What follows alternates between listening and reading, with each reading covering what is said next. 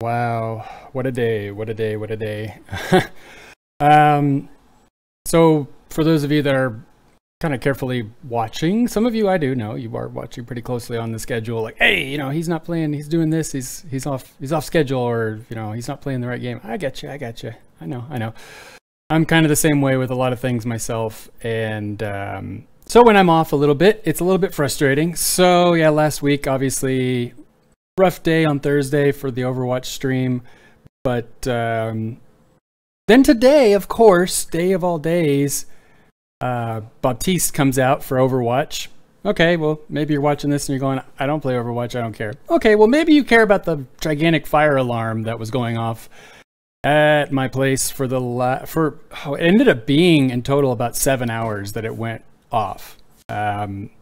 So they told us at the apartment complex that I live at, they said that they would have it done by noon, and this stream runs local time, central time, at we start running at 3 today. And of course, they kind of exaggerated when they would, I guess maybe they underestimated how much time it would take them to actually get finished, because they were testing the fire alarm. But I mean, they've got notices, but they don't really do a good job of letting you know that, oh, by the way, we're going to be having the alarm running the entire time. And oh, by the way, we're going to run from 10 a.m. to Poggy. Ended up being like 5 p.m. Hey, Susanna. Thanks for joining us. Yeah, I was just giving a recap of what happened today. I've been a little bit out of sorts with the fact that we've had the fire alarm and everything going off, and that really just sort of threw everything for a loop. But fortunately, we are back, and I want to get started right away. Hopefully, we can make up for some lost time. So let's head straight into the recap here. So yeah, the Minecraft server, I've done some under the hood stuff to the server. I actually wrote some code for managing the server under the hood. I won't get into too many details. I just kind of want to glaze over that real quick for everybody who might be watching and going, you know, maybe they're just like nerdy, want to kind of know what's going on. But I'm going to go real quick to the desktop. So I've got a few different scripts here. This is just one of them. I don't want to reveal all of my secret sauce here, but this is just kind of like my overview script. Runs in Bash, and I just wrote it today to give me the ability to do log rotation of the server and things like that, and be able to comfortably. Oh wait, I just realized. Sorry, you're not seeing the desktop. I have it turned off. Let me fix that real fast for you. Kind of took that for granted and realized people couldn't see that. All right, Yeah, so there's the code. It's just written in shell script bash for those of you that are interested, and it's nothing more than this particular piece of it is nothing more than just something to monitor, do log rotation, and set up the server. And it runs in Linux, but I'm on a Windows computer, so I'm running the Windows subsystem or Windows subsystem layer. And so I'm actually, here we go.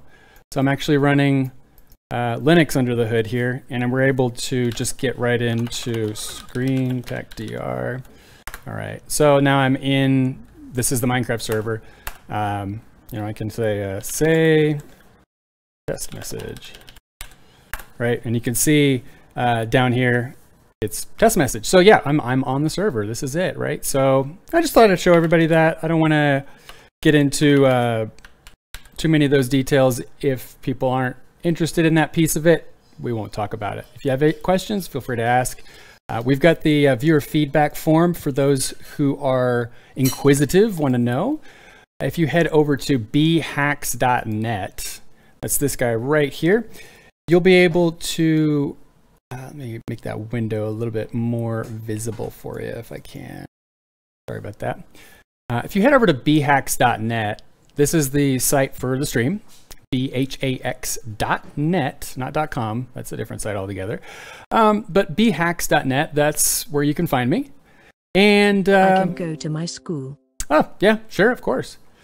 But there's no rush. This piece of it is just if you want to do additional things outside the stream. This is also for anyone who might be watching this after the fact and you're going, oh, I can't interact with the live stream. No problem. Thought of you as well. So we've got the ability for you to see when the stream is live.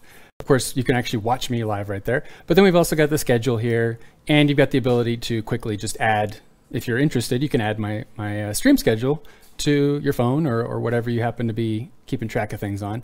But for those of you maybe that have longer form questions, and the questions maybe, or maybe you're watching after the fact and you want to be able to interact and have a nagging question, right? And you're going to see lots of notices below me that, you know, hacking, InfoSec related questions, right? So if you have like a question, I am a network penetration tester. I am a hacker, a good guy hacker.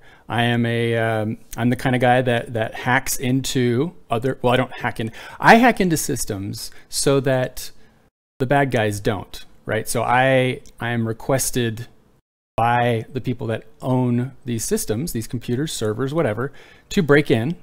And when I break in, they want to know how I did it. And of course, I help them to fix that. And so I'm a hacker, right? So some people think that might just possibly mean that I'm a bad guy under the, you know, if I get a bad mood one day or somebody really makes me mad. So there's a lot you can lose whenever you're a certified ethical hacker, right? So there's a lot to lose. It's kind of like being in some ways it's like a police officer in terms of like you have lots of authority, but you also can lose a lot. You have a lot to lose, right? So that being said, I'm kind of careful about that kind of stuff. And so yeah, that's just kind of goes without, hopefully that should go without saying that whatever information you give me here on the feedback form is strictly just so that if you leave me your email address, cool, that just lets me be able to talk to you directly. Hey, Susanna. Yeah, it's actually, for me, it's 5:46 p.m. or 17:46 for you international people. But yeah, good morning to you too. But yeah, so if you want to leave a message, you have something a little bit longer form, we have a viewer feedback segment we do once a month. It's on the 1st of the month. So if you're counting, yes, there's one coming up April 1st. Did not plan that, just happened.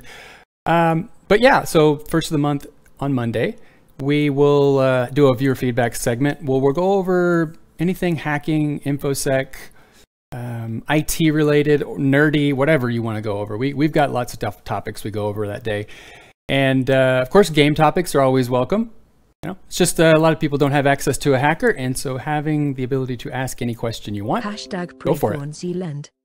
Yes, that is actually a really good point. I wanted to make sure that I should go out of my way to make a point about that. So I know this is probably going to be something that gets talked about a ridiculous amount, and I know that it's something that for some people is going to be almost like from all the places they're hearing it, they're almost, whatever. I understand there's a lot of people that probably are tired of hearing about some things, but at the same time, it needs to be said. So we had a really horrible incident happen, a disgusting white supremacist in New Zealand. He took it upon himself to be a absolutely horrible human being and shoot up mosques. He did it.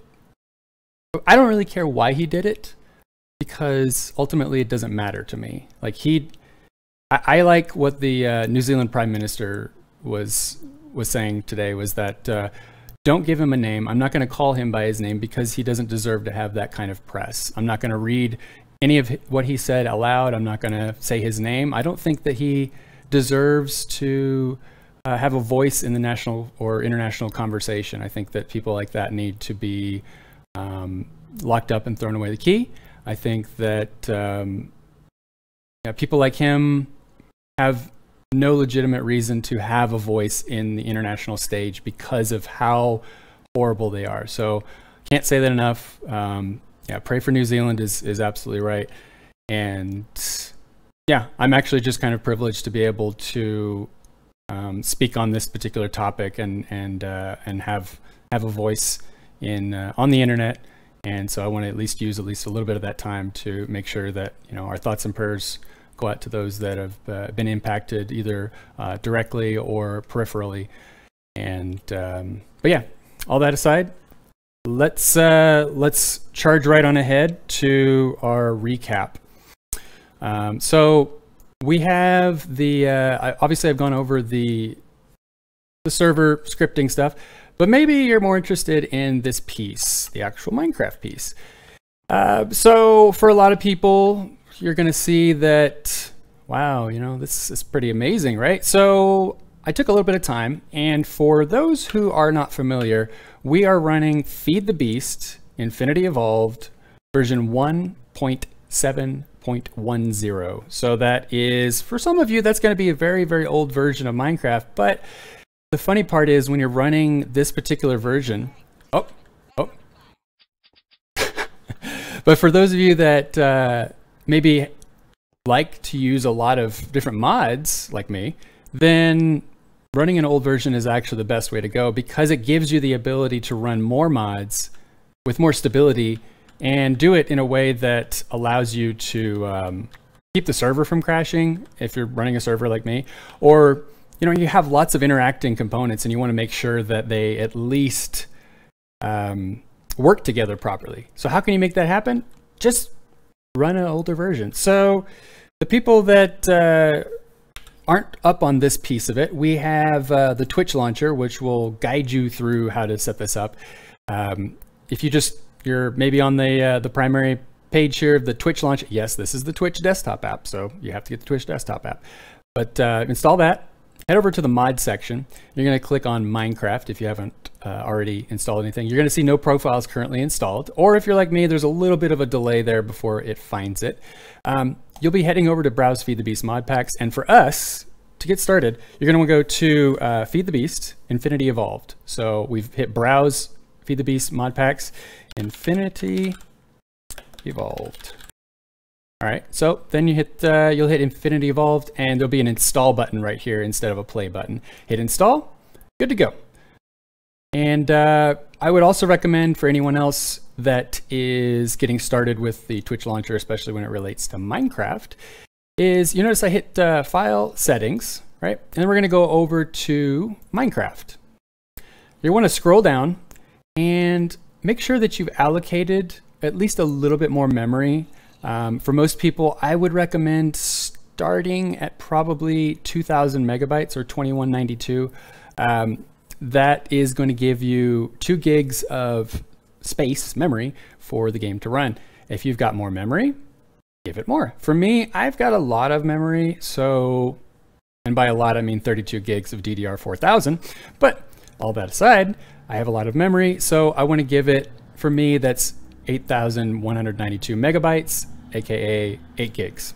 So that's how you would set that up. And then the reason I do that is so that it gives me the ability to comfortably run Feed the Beast Infinity Evolved, because it is loading quite a few mods. So if we go to the mod options here, we've got a few mods here. So this list goes on for a while. And I believe, let me hit disconnect real quick. I want to make sure that I don't misquote, but yeah, 188 mods loaded.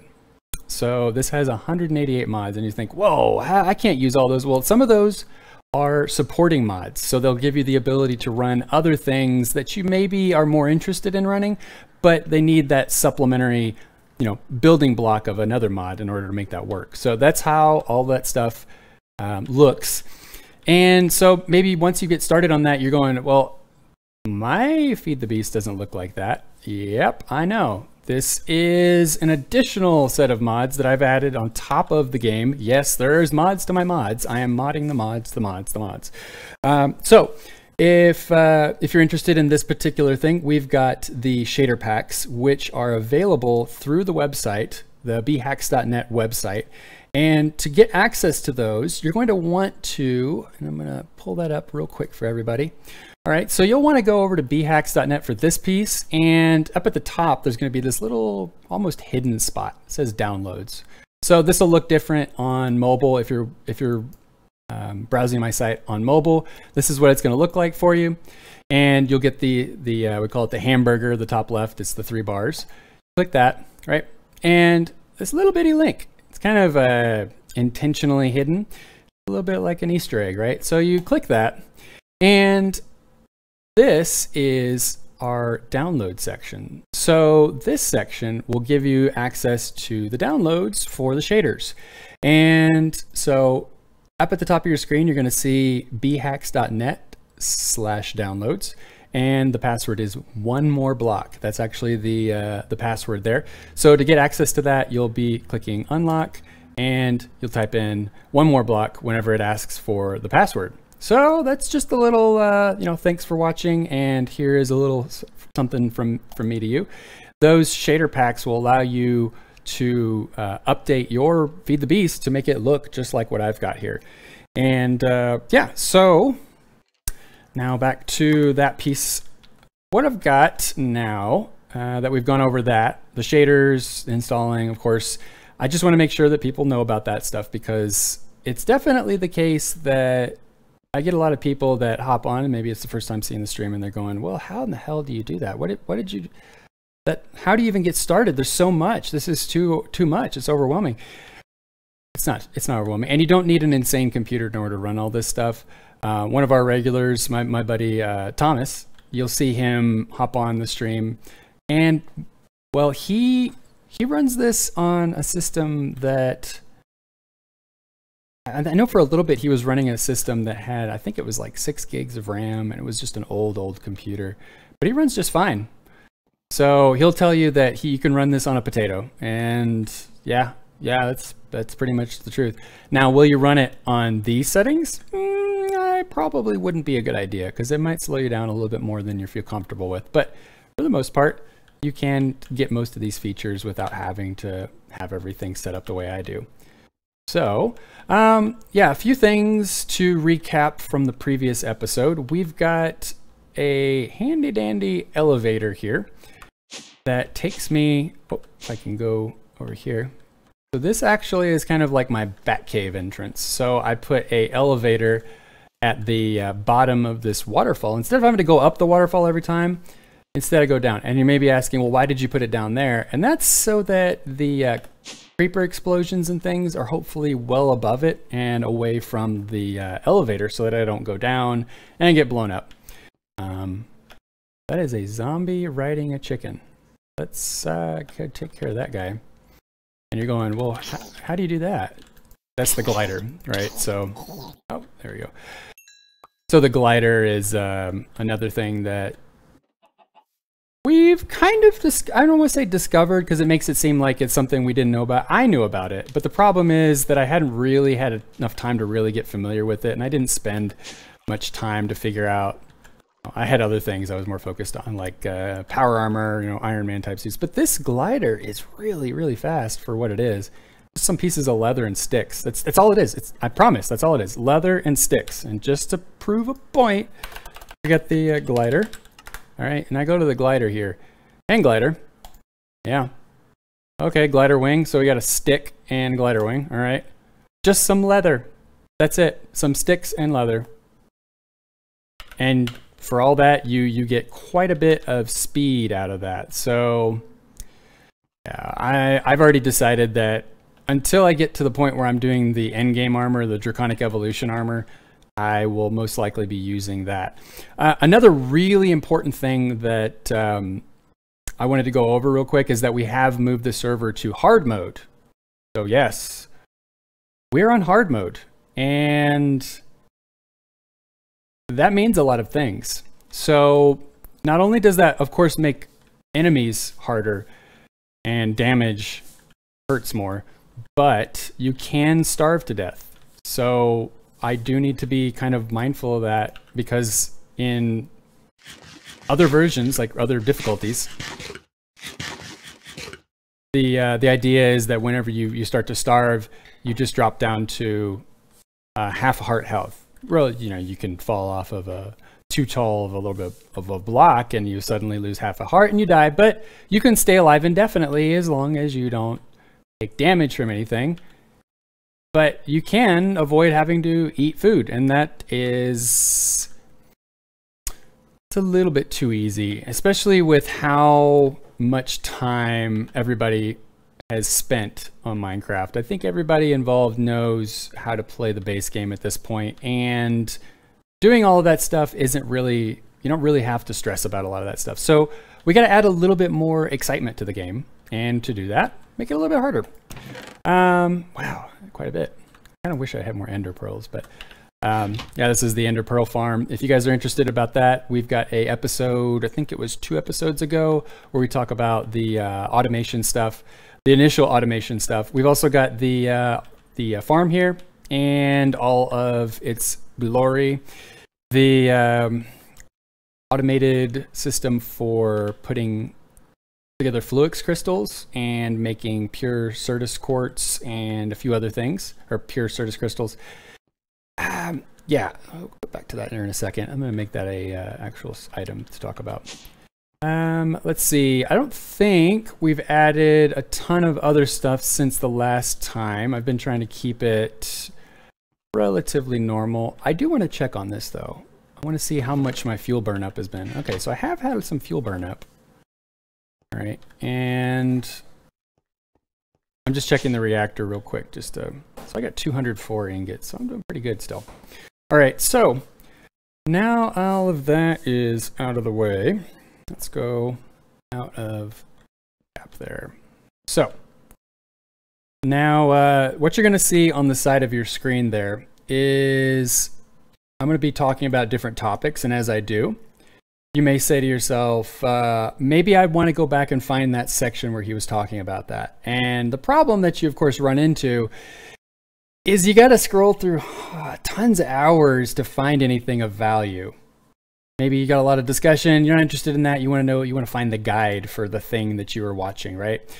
Well, that's where that little, where is it? Yeah, that deal over there. You're going to see that, so what we're going to talk about next is, let's see, what are we going to, oh yeah. Securing doors in hard mode. Do that. I'm trying to make sure that everything shows up right for you guys so that it's legible, clearly legible. Let me move that down a little bit. I'd like that to be just a little bit. There is actually some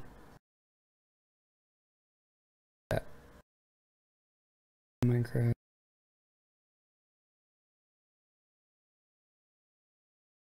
There it is. All right, so if you look on the right-hand side of the screen, you're going to see this coverage. It's right over there. And so right now it says security doors in hard mode. And so that's how I want to make this a little bit more easy for you to navigate. So if you find the specific spot that you like, you see that we talked about the following things in the stream, and you want to see where that was discussed. Maybe I have some of my guides. I'll try to note those on the side, and you can just back the video up until you see that spot disappear, and then play it back, and you'll see where I start talking about it again. So that gives you kind of like something like a bookmark to be able to review my video later and be able to find stuff that you're interested in and review. So security doors in hard mode. All right, so we're gonna do a little bit of a info download here. So let's see here. Let's see. So info download is our segments that we're just so that you guys can easily find guides. And I want to also flag this section. We'll do Minecraft. Let's do current feature. Hopefully we'll eventually get a little bit more, what's the word I'm looking for? A little bit more fluid with how we handle some of these, and hopefully there won't be quite as much of me trying to get things working while we're talking. So in this case, we're going over security doors in hard mode.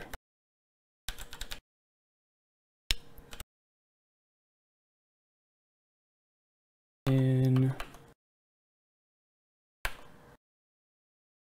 mode, right. And there we go. So look in the bottom right over there. Yeah. You'll see the security doors in hard mode, so you can go back to this later. All right, so in hard mode, zombies can break doors that are wood. Arguably, they can't break iron doors, but maybe you want something a little bit more robust than just your average stuff. So that's where the reinforced door comes in from Industrial Craft 2, and we also have some other things here. So there's some perimeter defense going on here. Talk about the iron spike. There's a number of spikes available from extra utilities, and maybe I'll also add that as a perimeter security. All right, perimeter doors and base security. I'm gonna also make that a thing. Yeah.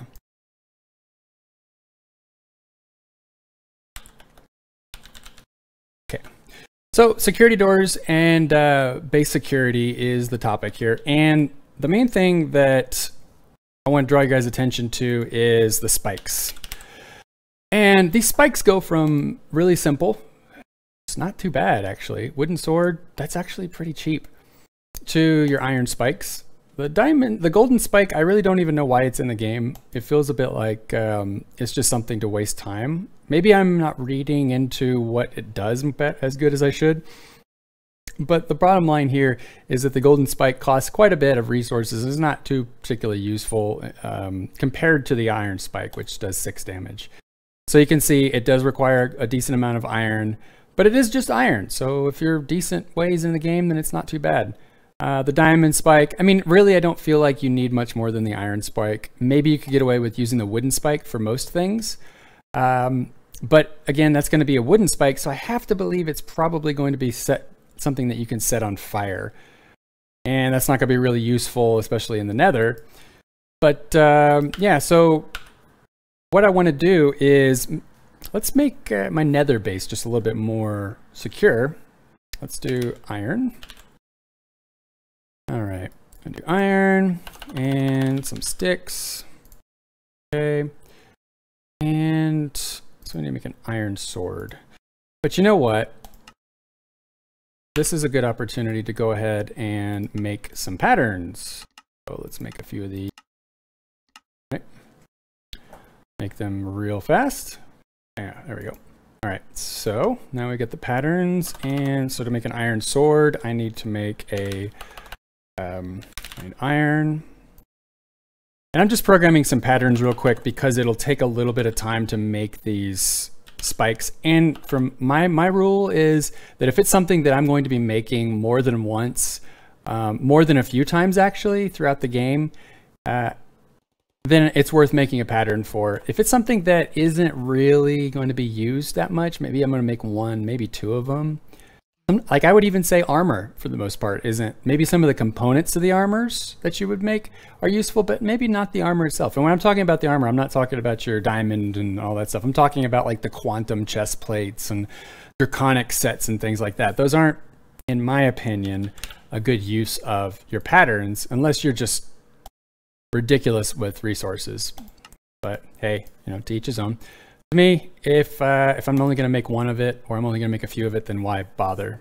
So, but in this case, I'm going to be making quite a few of these spikes. So let's do iron sword, and then we need a block of iron. That was a requirement of the recipe. Block of iron.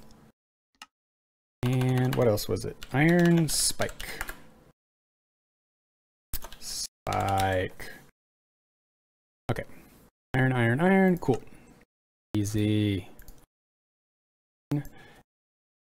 Iron. All the iron. Add it. Toss these into molecular assemblers out of space. So let's do another interface. Yes, yes, yes. Okay. You can see the system, if it hasn't already, it's already created everything it needed for the Fluix cables. Interface. Yep, it's done so quick I can't even capture it happening. There. And some of you that have played Applied Energistics are going, why aren't you putting the pattern into the interface? Ah, that's what the interface terminal's for. So now I'm able to comfortably put items into the interface without having to physically be there. It's really handy when you're looking for extra space. Did I hear a creeper? Yes, I think I did. Probably tripping on my iron spikes outside. There's not a whole lot compared to what I'm about to put in the nether, but you know, we'll see. I might put some outside of this base too. So we need an iron block. Block of iron. All right. Now back to my pattern here. Done. All right, so now I know how, or I've taught the system how to make the spikes. Now when I want to make an iron spike, let's say 10, is that reasonable? 43, okay. Cool. All right, so there we go. We're off to the races. So now it is crafting all the pieces. It's just done. It's just done that quick. Okay. And I'm looking at my, every time I go into the nether, I always want to make sure, especially with us being in hard mode, I want to make sure that my hazmat suit, all this is fully repaired, because I don't want to be in a situation where the boots run out or another piece runs out while I'm in the nether taking lava damage. And then you run into the problem at that point that you're on fire in the nether and you're going to be on fire for a while and you're probably going to die. And if you're in hard mode, you're pretty much guaranteed to die. Okay, so go to the nether with the spikes.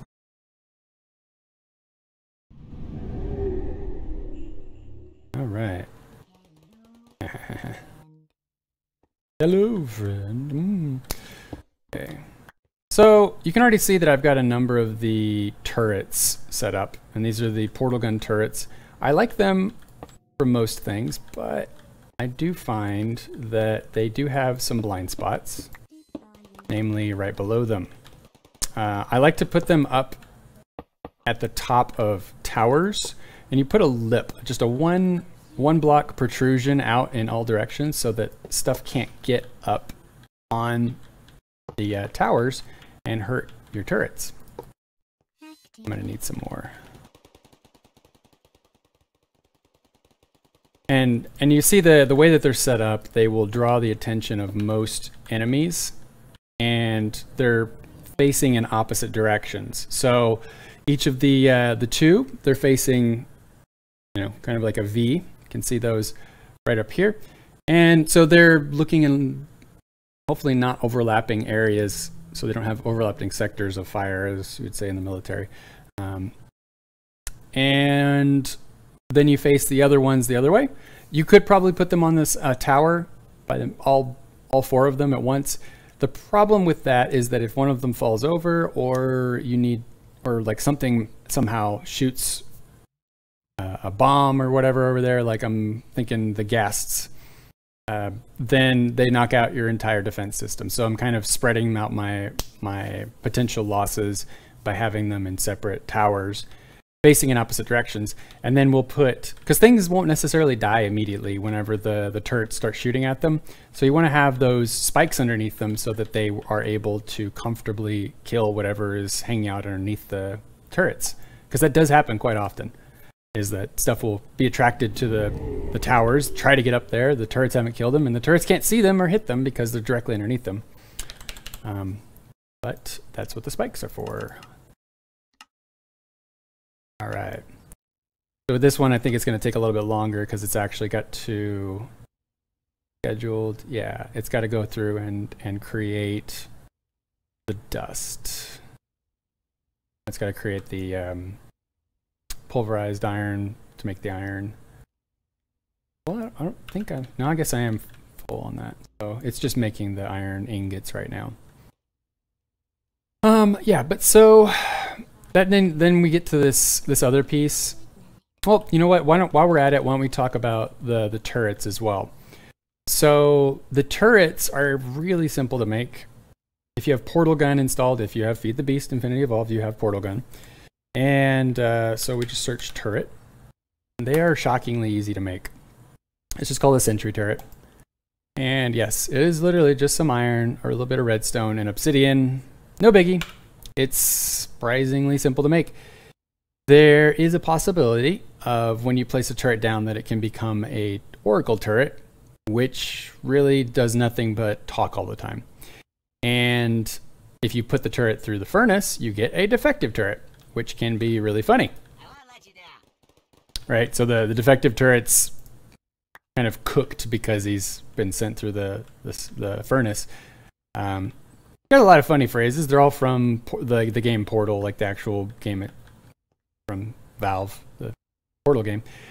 But there's a problem with the sentry turrets, and that is that they talk a lot themselves, but you won't hear anything except when they're shooting at targets. You hear anything? Nothing.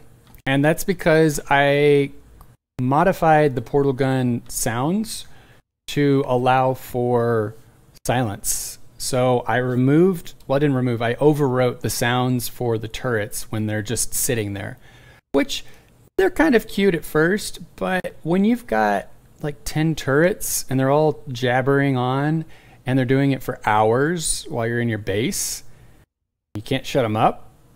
Cute becomes annoying very quickly. And so that's really where that comes in, is modifying the turret files. And so when we're talking about that, I'm going to also put a note here while I'm thinking about it. Silencing the turrets.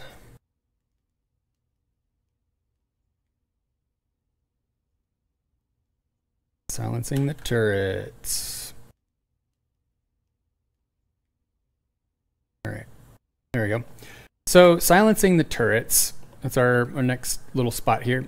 To do that, we will need to do a little bit of, call it a little more active nerding.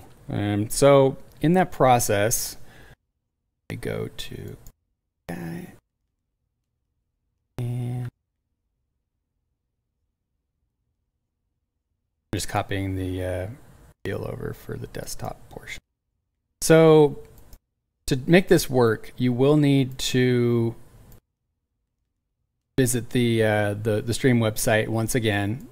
I'm not going to keep bringing it up just because there's not a whole lot there that I'm getting benefit out of. It's mostly just for you guys.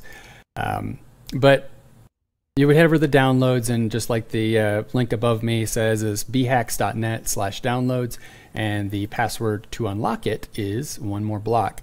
And in that, I have my modified portal gun file.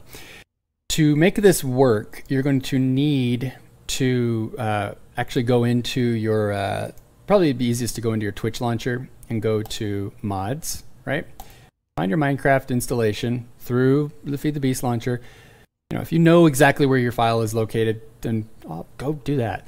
But we're going to find the installation directory for Feed the Beast. So if I'm here, I'm going to right click, right click, not left click, right click, and we're going to hit open folder.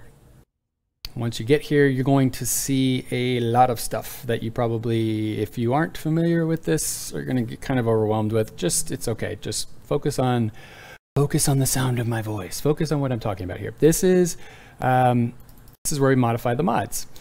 So what we are looking for is a file called portalgunsounds.pack and portalgunsounds.pack.md5. Now for me, I have changed the file, it's called the file extension, to ._.orig. You can actually just delete the files. Like, I'm serious, I could just, you know, go in and delete. Go for it. Or you can copy the files out to save the originals. It doesn't really matter that much. What matters though is that when you're getting the files from me, you are going to be, I'm just gonna grab, where is it? Making sure I get the right files. All right. So you're going to see something vaguely like this, right? So when you open up the website, when you go to bhax.net/downloads, you're going to get a directory that you can download. And inside of that, you're going to see game install directory, which means, yeah, I'm saying this is your game install directory. Okay.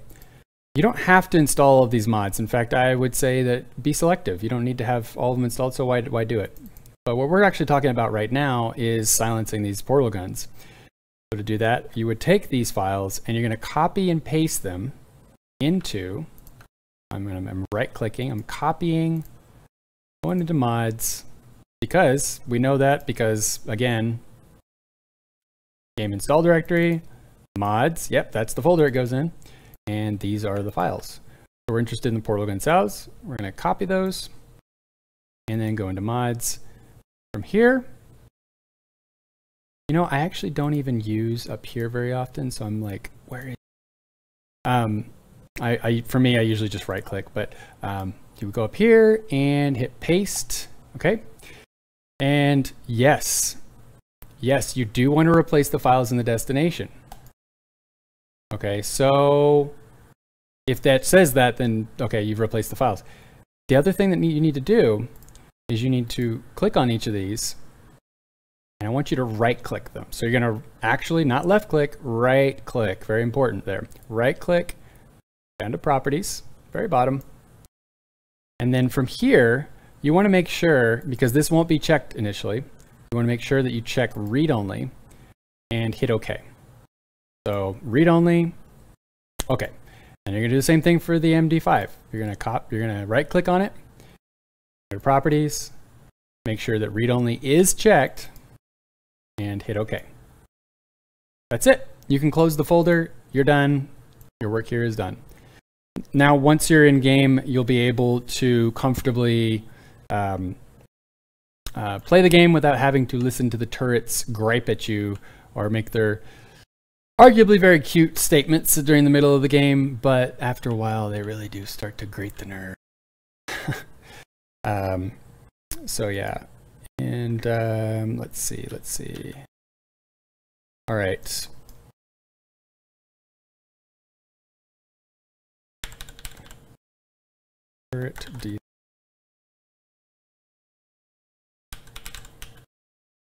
Turret parameters is what we'll call this guy. Make sure also to make that a. And if you're wondering what I'm talking about when I'm saying item, I'm talking about this. well, okay. That you see on the right hand side there. Silencing the turrets isn't visible, but now it is. And so that's what we just talked about, right? So there you go. Those items are knocked out, but that lets you be able to go back through and find the spot. But so we're talking about the turret parameters here now. So what we're interested in now is the spikes that my system's been creating. Take the spikes and let's go back to the nether.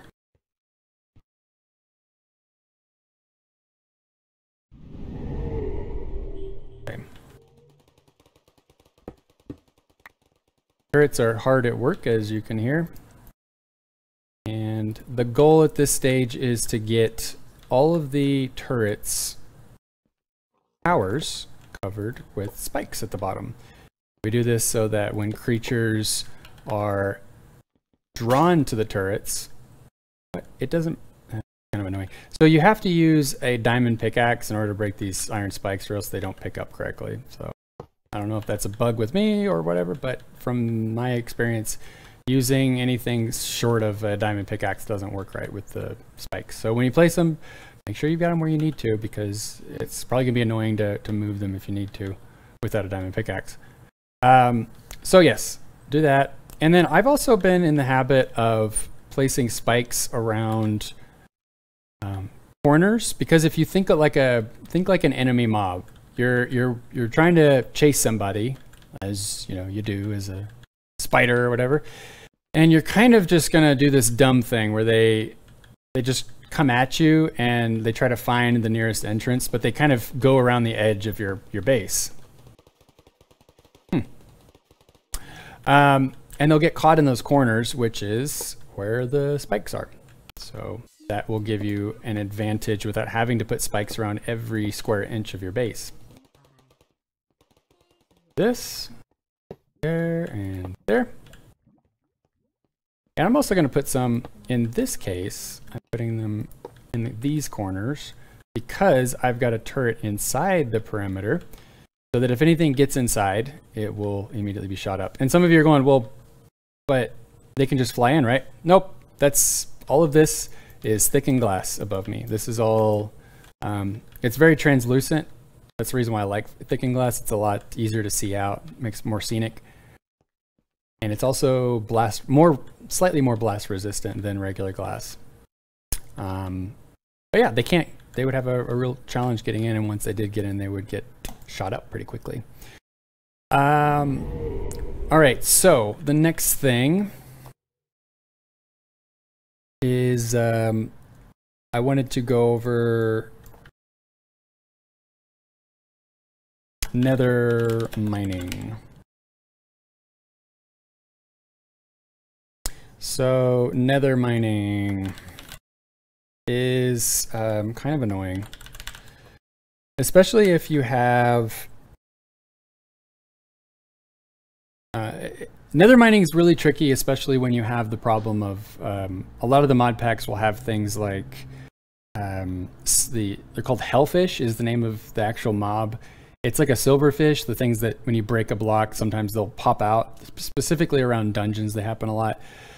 But the hellfish are really obnoxious because if you're automatically mining the nether, then your turtle or whatever it is that you happen to be mining with will not know to stop and attack those hellfish, and they'll just build up and build up and build up and build up until it gets to the point where they actually start to lag servers.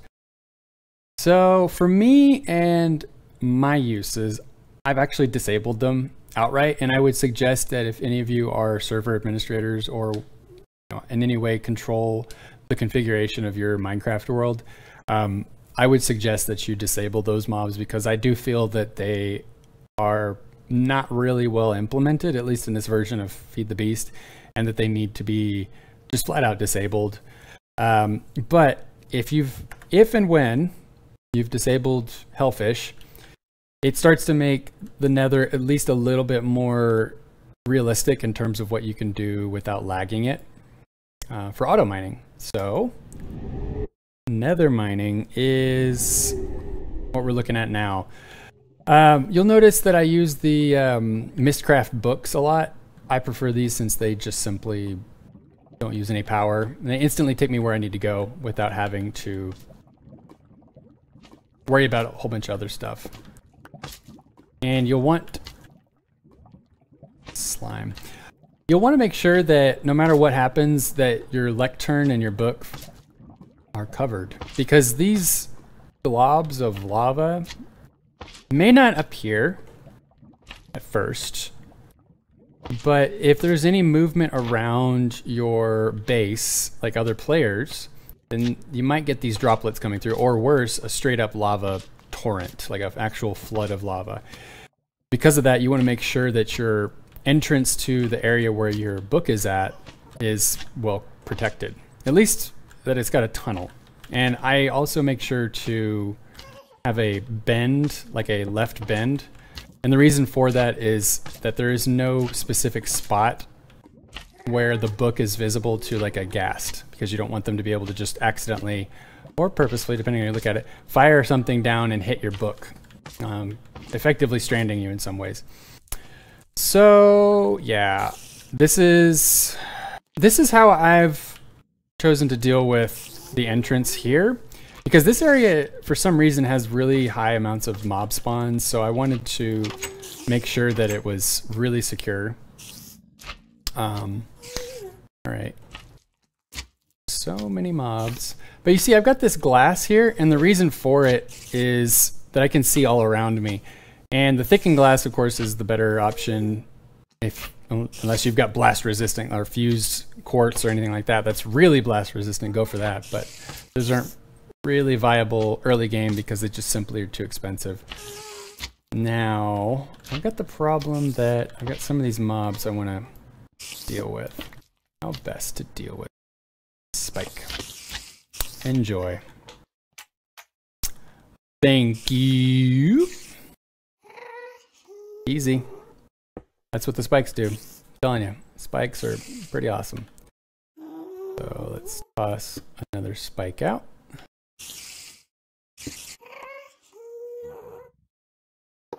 Okay. And all of these spikes will make it a little bit more challenging for me to get in, but hopefully they also kill mobs that try to get in as well. Hopefully. Oh, hi, friend.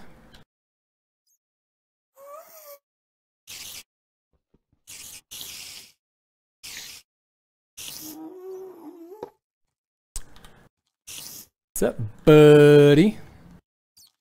I need to put a spike up there. But you can see the benefits to the spikes. But all of this, whoa, hey. Get out. Better eat something. I wanna tempt fate. Right. You know, you are really annoying up there. You and your buddy. See you. Why don't you hop down? Hop on down, piece of crap. Trying to get him to hop down. Yes.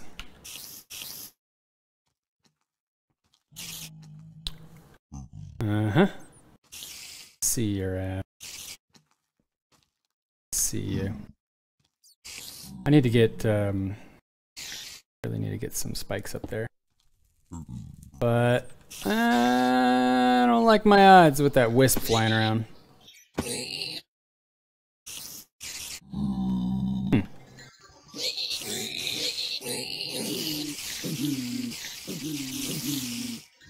Feels good, man. Feels real good. Oh shit. No, no, doesn't feel good. Feels really bad. Doesn't feel good at all. Does not in any way feel good.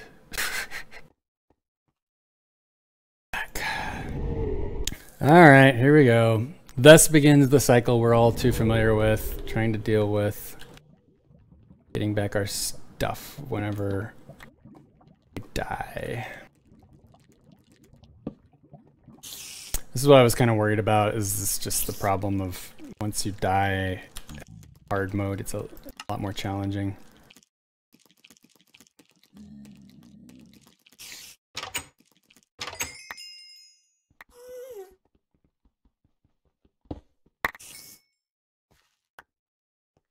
Right, feeling great.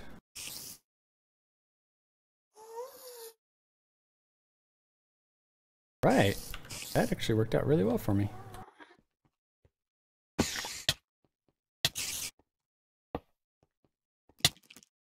Oh, come on. Yes! Haha! It's crap.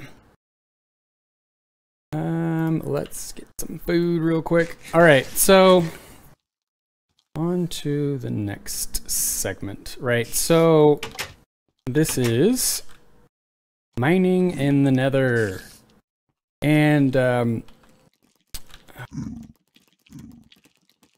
turned around because of the fact that I usually keep this stuff in a specific set of spots so that I can quickly click them should I need to.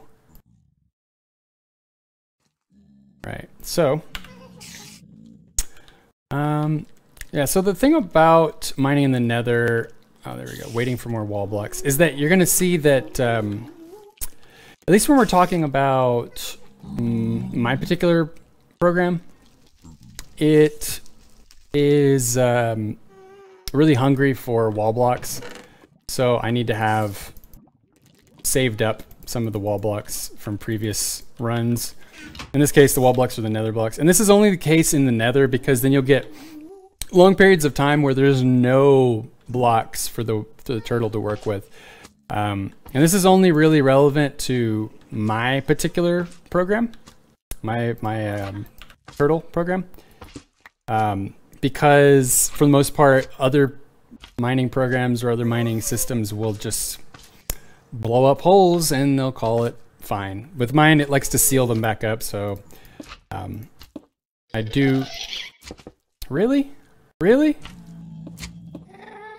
Wow, he's right there. Right, so my program aims to keep the walls sealed as much as possible so that there's the least amount of chances for something to attack you or lava to flow through. So this actually tries to be as safe as possible. But when you're going through large areas where there's no visible opening, where there's no wall, right? So if I pop this open, I'm just out in the open, right? It's got to have wall blocks to work with. So at least when you're talking about the Nether, you need to make sure that you keep it stocked up with wall blocks. And this is only really applicable to people that use my particular program. Your mileage will vary. It's not that it may vary, it will vary. I want to make sure that I'm claiming chunks as quickly as I use them and unclaiming chunks when I no longer need them. Or unloading chunks because I want to try to keep as few chunks loaded as possible. When you're talking about mining with the regular Buildcraft mine, it's totally doable. Just, if you happen to be doing this on my server, I actually think I've disabled the Buildcraft server. Well, the Buildcraft miner on the Nether, I think. Hey, Pavilion. Sorry, I'm trying to keep an eye on everybody over in DLive. I know it's kind of frustrating for me because I can't always hear when somebody follows or anything. But yeah, like it says for DLive, talking to you people over in DLive, if you check the About section on the stream, there's actually a deal that'll tell you how to get access to our Discord. And from there, you can chat with me real easily. There's no chance of me missing it there because I actually do monitor the Discord server, especially when we're in-game on stream. So that will let you take part without having to feel like you're getting left out. Because I know believe me, I know, I see there's plenty of people that pop in and out on DLive, and I don't always see it because it doesn't notify me. It's kind of annoying. But yeah, so when we're talking about mining in the Nether, for my server at least, I have the Buildcraft miner disabled, the quarry, I should say, the quarry. That's what I'm talking about, the quarry. And So the correct thing, I believe, is to either be using turtles or be using, more importantly, the ender quarry. So this is only usable, it's not usable in the overworld on my server, and you'll see that it even says that. There's that red text right there, bhax.net, unusable in overworld. And that's, you know, if you install my my modifiers for NEI, they're also available in that download directory I have. It'll tell you whenever something is unusable in the overworld. But in the case of the ender quarry, it's only really that way so that you don't accidentally mine over someone's whole base. But for the ender quarry, it's great for the nether because it doesn't lag it, and you can do it without creating huge holes in the world, which is kind of a security problem. Because in the nether, you're going to be concerned with lava and things like that, especially early game when you're not running around with jetpacks and really high-powered equipment.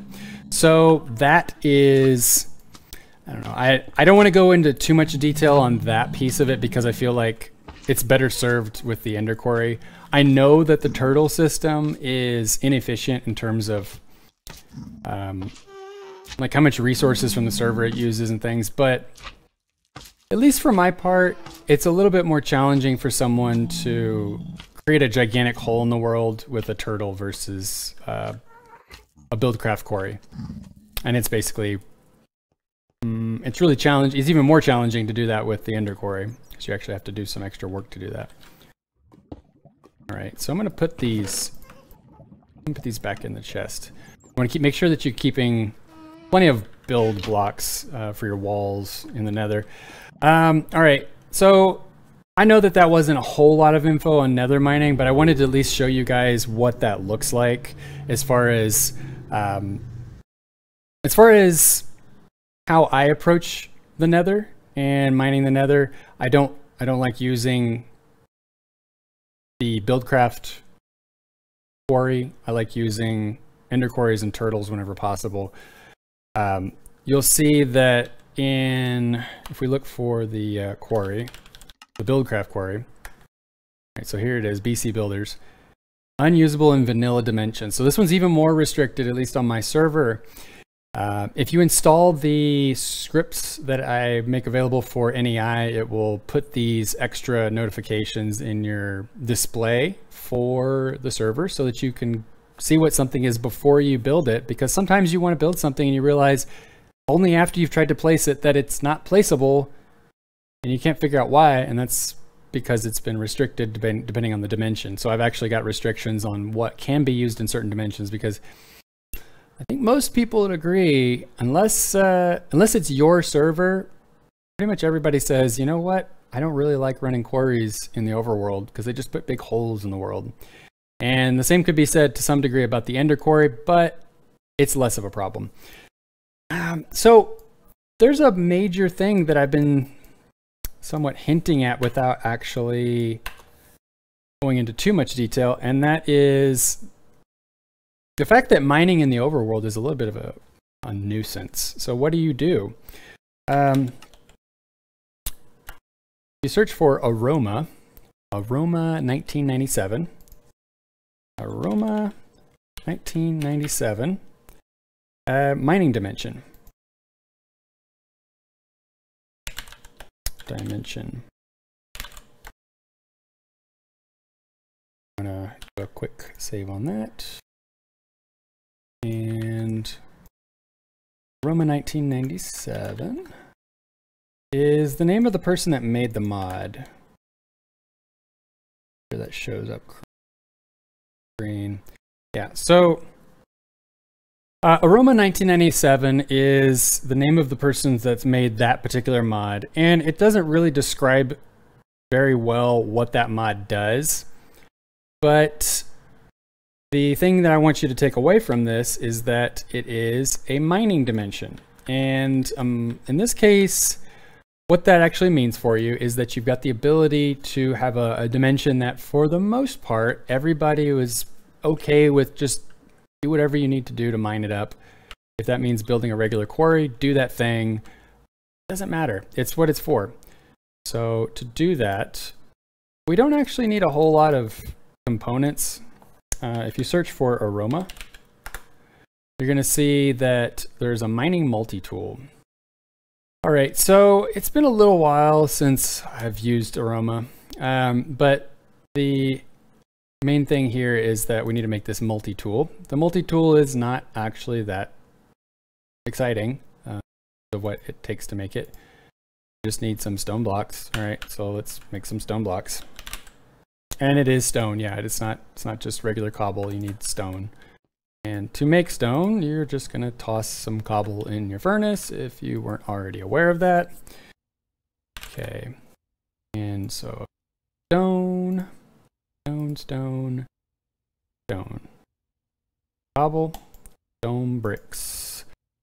All right, and aroma. We're gonna be looking at this, and we need to make sure that stone blocks, we need a flint and steel, stone pickaxe, and a stick.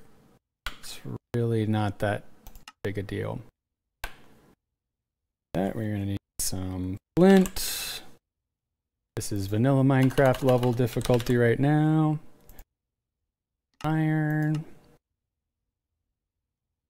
Or, oh yeah, it's gonna be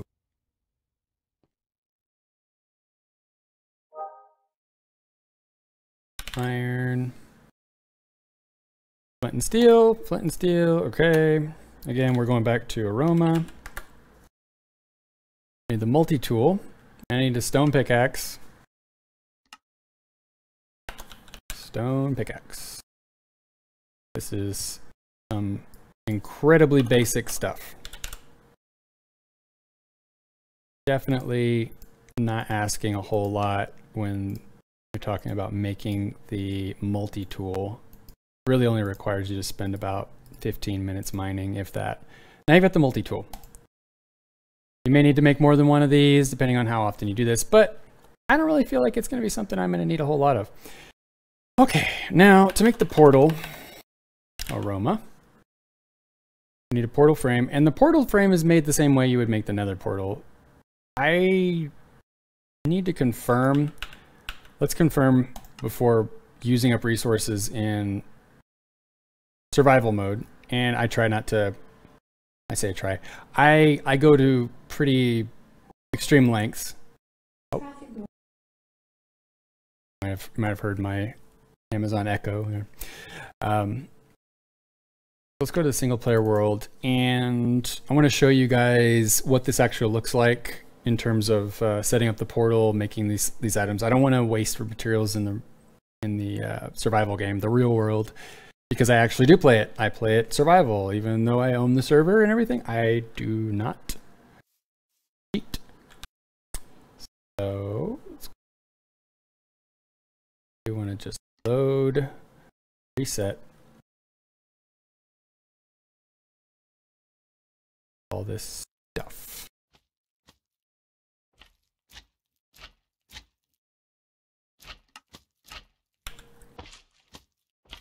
Difficulty 0. There. Got rid of that. Okay. So now we need aroma. Aroma 1997 multi-tool. But I want to actually do the stone block creation for you. This is actually something that does have the potential to confuse some people if you're not familiar with it. I'm going to make a crafting table. Throw it down. I'm going to toss. How many does that make? Making a nether portal. You need 2 at the top, bottom, that, and that. And 2, 1, 2. I'm thinking this through. 1, 2, 3. And you're gonna probably hear the ambulance going by. I live relatively close to a hospital, so they go through a lot.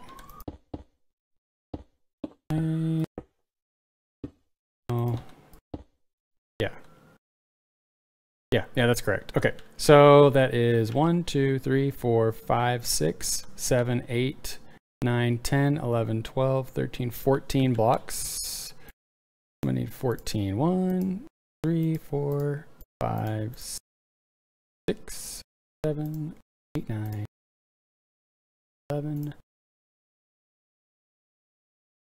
Okay, so now we've got those made. 14, and you just put the multi-tool on there, you'll craft them all. And you can see it actually used a fair amount of the multi-tool, making one portal up 70% of the tool. Now that we've got that, you don't need to have these stone blocks up. I'm just leaving that up as an example. And you'll make the portal the same way you would a nether portal with... I'm going to try this. I'm going to see if we can do like the economy nether portal version. Because there's the version where you put the corners on, and then there's the version where you don't. What was it? I think I just used the multi-tool. There it is. Okay, so I can get away with doing the economy version of this portal. I don't have to, it follows the same exact rules with the nether portal. But see, the difference here is that I can't just go through it. I've got to sneak through it. So I have a hold down shift and you can sneak right through it. That way you don't accidentally fall through the dimension. It's not as if it's a really big deal because the dimension doesn't spawn enemies. Well, it spawns, apparently it'll spawn spiders occasionally, but that's about it. The dimension's actually pretty awesome. And you can see in the right hand side of the screen there, it says mining biome, over here. You're gonna see mining biome. So it's actually like a no joke. That's the biome. It's for mining. Hi. Hey Bang. Great to have you back. Great to have you back. We're just going over the mining dimension. So a lot of people don't really even know that this mod even exists, much less how to use it. But it's a great way to get access to a flat world. Obviously I'm in creative right now on a single player world, but as far as ease of use, you just make some basic stuff and you're in this dimension that's flat, completely flat, and it has no enemies. The sun is straight up in the air. It doesn't actually go down. The sun stays permanently up, and you're not, I mean, I can go down a long way. So it's not like a regular super flat game where you've only got like 5 layers of ground. Keep going down. Check my Y level there. 36, 35, 34, 30. Yeah, this goes down pretty far. And it's because it's made specifically to be easy for everyone to use quarries on. And you can mine the heck out of this dimension. You can put quarries up and, build craft quarries and make huge holes in the ground. Nobody cares because it's what it's for. And of course, because it's flat, you're not going over a bunch of terrain to try and set up your quarries. You're just simply building it and you're done. And this is all accessible to someone starting out on Feed the Beast within about, I would say, we'll call it 15-ish minutes of work. And you might notice that I haven't built anything in that dimension on our survival server. With the seizure that I had 2 MNTHS ago. Really? Really? You had a seizure? Wow. That is... Dang. That is some intense stuff. I'm sorry to hear that. Hope everything's feeling better now. Is it something where you're ongoing issues, or is it well treated, or is it something that's kind of still out of control? If you feel comfortable.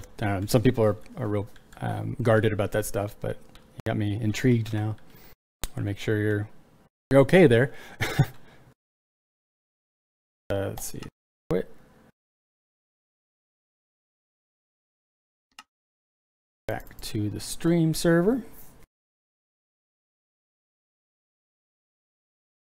All right. So we're loading back into, this is our survival server. If you want access to it, just head on over to bhax.net.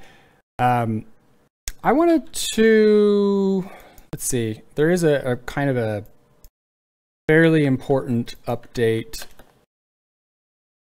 What is it called? Why am I blanking on this? Oh yeah, Extra Life. So Extra Life is the Children's Miracle Network. But I think that it was epilepsy. It happened just once in a whole lifetime. Wow, hopefully that is the last time it happens too, because that is some seriously bad stuff. Wow, I'm sorry to hear that. Well, hopefully it doesn't become a recurring thing, but as long as it's well treated, I suppose. Yeah, as long as it's well treated, you can. I've heard a lot of people live long and really weird healthy life. Experience. Yeah, I bet. I've had different experiences, but nothing quite like epilepsy. I have to say, I've seen it happening, and it's pretty terrifying for people to watch. And so I'm guessing having it happen is just that much worse, if not, magnified several times over worse. Children's Miracle Network. All right, so Extra Life. Extra Life is something that for a lot of people, they only hear about one time a year. And the problem is that it's kind of limiting in terms of what you're able to donate or do for. And so for people that are wondering why I'm even bringing this up, the server here, the server that I'm playing on, is I had the problem that I kept realizing that I was asking for donations that I didn't really need. 4-hour timer has elapsed. 4-hour timer has elapsed. Oh, well, that's fine right now. Usually that's my notification. I need to switch over the Facebook stream. But so for a lot of people that are maybe new to the stream or new to how I do the server here, I have our website, and what I was asking people to do was to donate, not for the reason of that I needed the money, just so that I could have something. I was going to the bathroom and I lost balance, blacked out, and hit head on both wall and floor.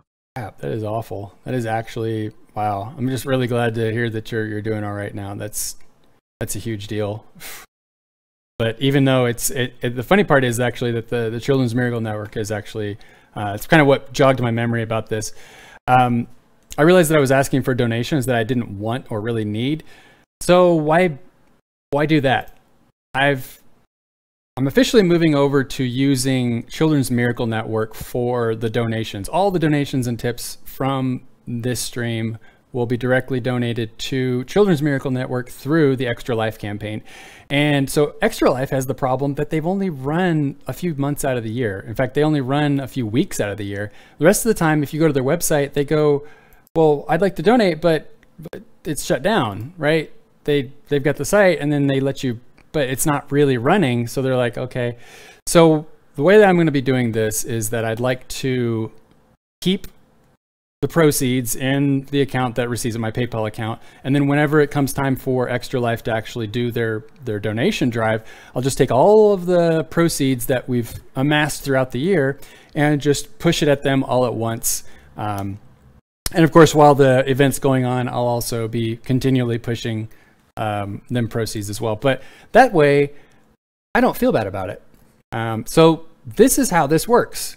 Extra Life is a great service that works with the Children's Miracle Network. Children's Miracle Network is a group of hospitals that, I'll do San Antonio because that's where I'm at. The cool thing about this is that you're donating to hospitals that directly benefit kids in your local area. So for me, San Antonio. Sorry, we didn't find it. And then while having a seizure, I had vision that I'm in some dark place alone, and then I woke up and saw my dad trying to help me. Yes.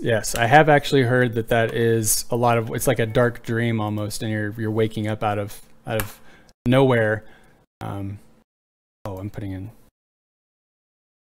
let's see, state province, let's Texas. I know they got a Texas branch. Yeah, I've heard that's how seizures can be, is that it's like a dark dream in a lot of ways. So there's San Antonio. But, that's what kind of jogged my memory about this, is that the Children's Miracle Network that's what they do. They are a network of care specifically tailored towards helping kids. And that's what Extra Life is about making it so that We can do at least a little bit of good with what resources we have. And so that's what all this is about. And so whenever you see me talking about donations and the Children's Miracle Network, know that that's what's going on here. I'm actually just, I'm asking for a subscription to if you want access to the Minecraft server, the dedicated server, I just do ask for a little bit of a donation, and that's going directly to Children's Miracle Network. And it's only for the reason that it just helps make it so that if somebody's going to troll the server, it at least gives them a little bit of an incentive not to, because now, even though they've invested just a little bit of money, they've invested some money, and it just kind of makes it a little bit more, a little bit less likely for somebody to try and troll the server. So that's only available to regular subscribers. If you do a one-time donation, that still goes to Children's Miracle Network, but that's a little bit of a different situation. You can put in as little or as much money as you want, and that's cool. So that's all that's about. I didn't want to drag that out too much, but I did want to bring that up as a thing that is happening and one thing that has changed. Let's see. Back to in-game here. All right, so we've gone over how to mine in the Nether. We've gone over doing turrets. We've gone over, let's see, base security, silencing the turrets, mining dimension. Let's see. We're probably going to want to talk about how to deal with, all right, this part will take a little bit of time for me to put together all of the required pieces. I generally like to have a lot of this stuff ready to go so that you guys don't have to watch me do the long, laborious work of getting this stuff working, but maybe it's worth seeing. All right, so this stage, we're going to basically be making a tesseract. So tesseracts are kind of my preferred way.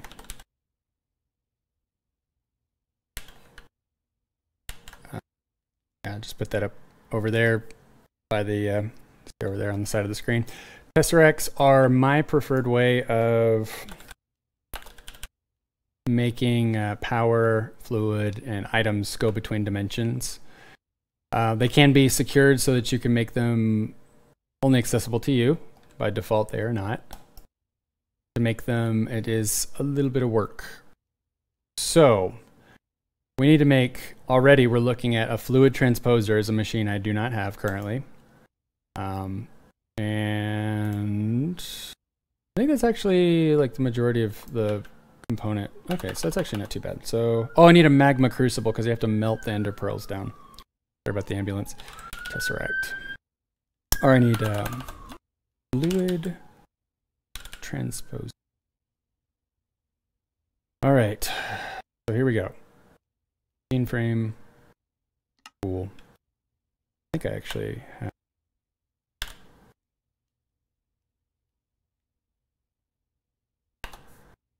Okay. Fluid transposer.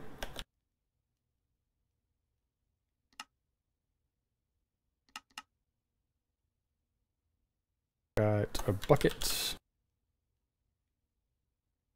Glass.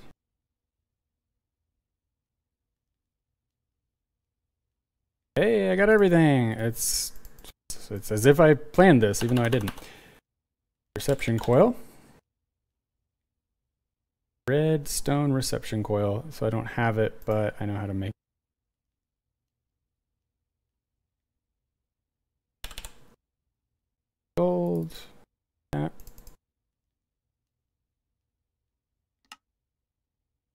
Back. So the fluid transposer will take fluids and place them in items that are set up to do that. And we need a magma crucible.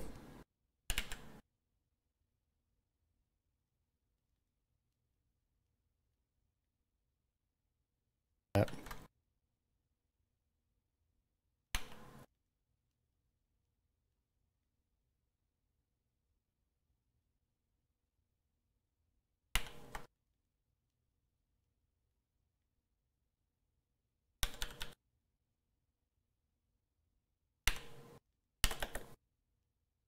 Fluid transposer. All right. Yeah, so that's what I was just putting up on the side of the screen there for you. So now we're going to the magma crucible.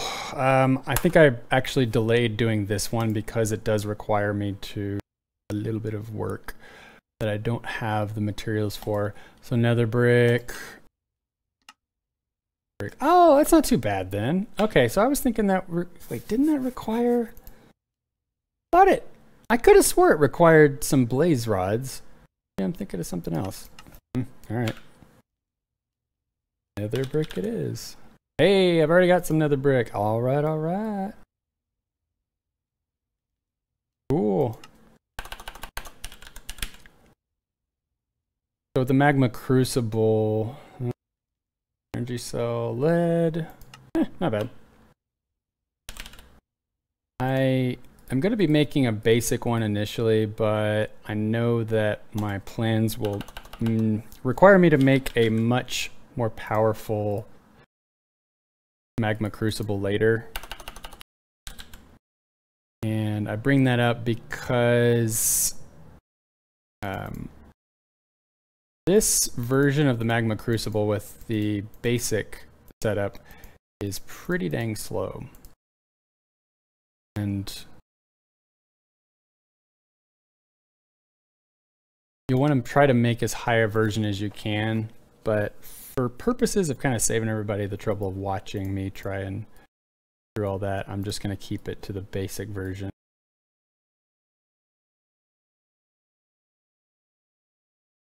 One more. Okay. And magma invar to invar. So lucky today.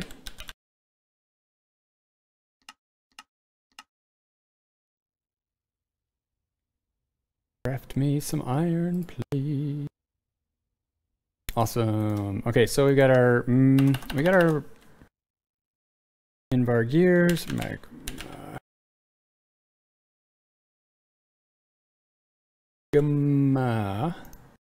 magma crucible. All right. That. You'll find that whenever you place it in the crafting terminal, for some reason it does the thing where it changes how it looks. About that. Doesn't matter. All right, so we got the magma crucible. Awesome. Rednet. So I do my power in the early game. And yes, I still consider this early game. All right. I want to put this somewhere that I don't need to move it very often. I think if I put it over here, it's probably going to get moved over. So go ahead and put this right. Yeah. Oh, hello. Oh man, I'm going to throw X down.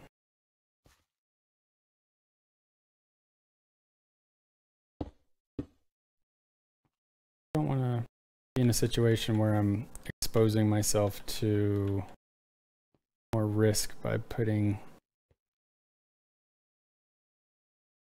I need to just expand that out. Try to make it so that I'm leaving plenty of room underneath my machines to build out.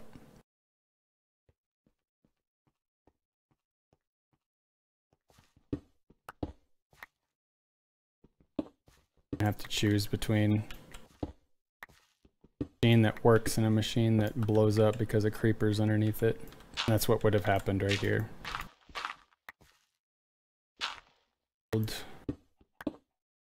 Build with security in mind.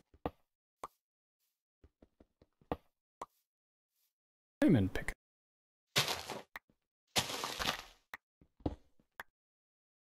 Up a touch.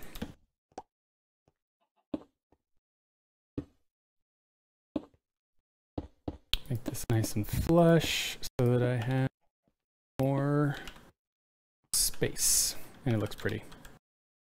Because if you can, why not make it pretty?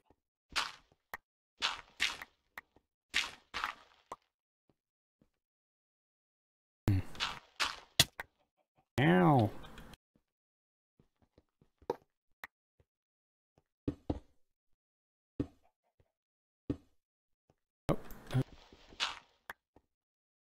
When I pick the wrong tool and end up breaking the block, I'm gonna hurt my tool.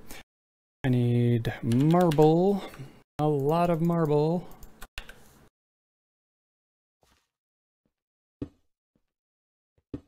Yeah. And this is also kind of brings up an interesting point too, is that your base will be most secure when you give it, I don't know, if you give it the time to find nice flush surfaces that look pretty, it will kind of naturally increase the security of your base, because more weird organic shapes will lend themselves to more crevices for stuff to hide or jump out at and damage stuff. Kind of converting this organic looking terraced area into a flush wall, which makes it dramatically more secure and keeps accidents from happening, like falling through. Now I know where that is. I can just be mindful of that instead of being surprised by it later. I know I wasn't planning that. I was totally unplanned. I'm not gonna try to play it off like I didn't mean to. It's like, no, I thought there was gonna be there. I need to go one more over. But in fact, it's actually more over. So I got, okay.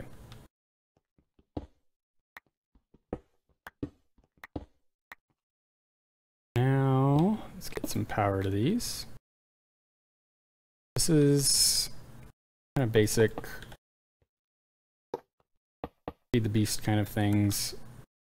The idea behind most of these machines is that they do obviously need power.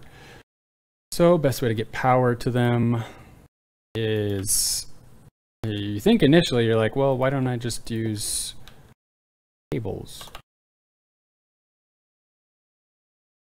What am I thinking of? Like tin cable? Those these industrial craft cables that you'll see, insulated cables and things, and they're all right. You got insulated copper, gold, etc. They're all right. They've got their uses, but personally, they're too much work for me, and they don't carry enough power, and they aren't very forgiving. In terms of, like, if you give them too much power, they can explode. Yeah, that's the thing. They do that. But with these redneck cables, they do not. And in fact, they work with pretty much every mod in this game. You don't have to worry about, oh, does this cable work with this mod? Nope, it works. The only trade-off, because of course there's a trade-off, is that they don't carry as much power. They carry a hell of a lot more power than most of the starting cables, like I just showed you. But when you get into like the ultra-high, you know, double insulated HV cables, of course, those are a lot more complicated. But these don't carry that much power compared to those. But they definitely outperform all of the early game stuff. So why not? Why not use them? So the fluid transposer, I want to just move this to magma crucible and fluid transposer. So I want to draw your attention to the inputs and outputs of these, because this is really key. The input is going to always be your blue. I want to make sure that I've turned off other sides, like this side right here. I want to make sure I've turned it off by just going to the configuration like I did and turning that off.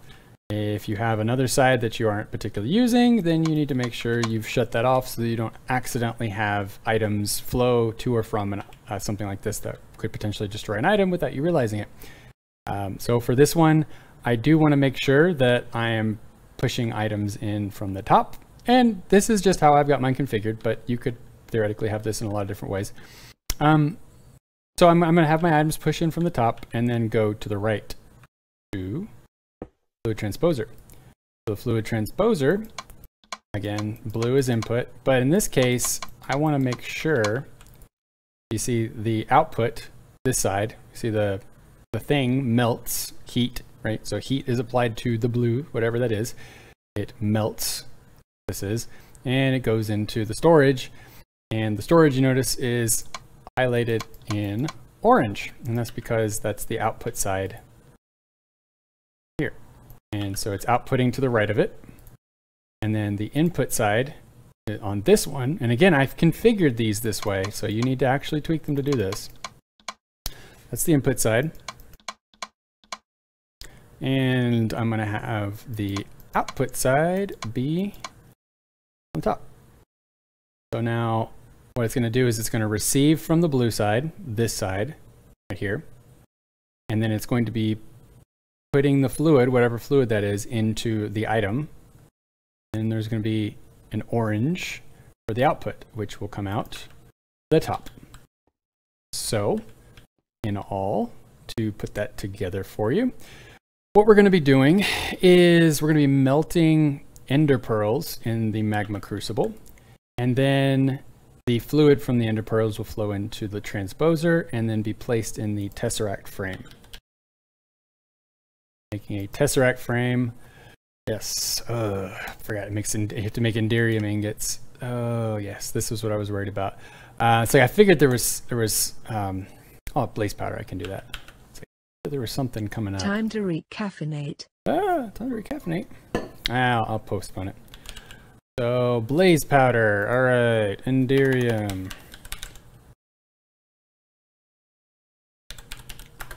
Enderium is kind of a mid to late game item. Depending on how you look at it, it's very late game, and some people might say it's very early game. Enderium ingots are crafted in an induction. You gotta make an induction smelter. I forgot.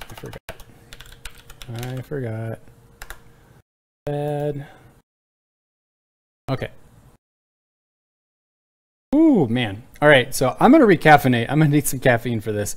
I will be right back. Give me about 60 seconds or so, and I won't leave you hanging. Hang out.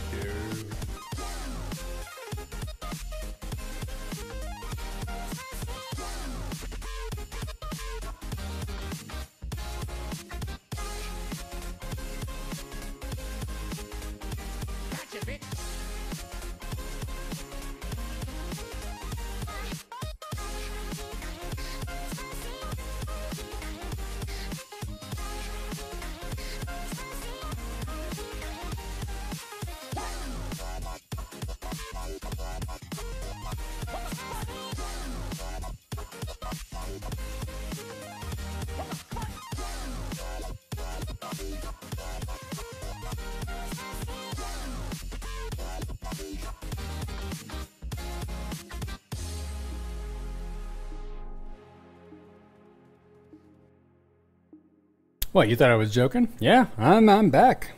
Want to waste your time watching a be right back screen? All right, so we've got the need of some more Invar components. We're going to make the induction smelter.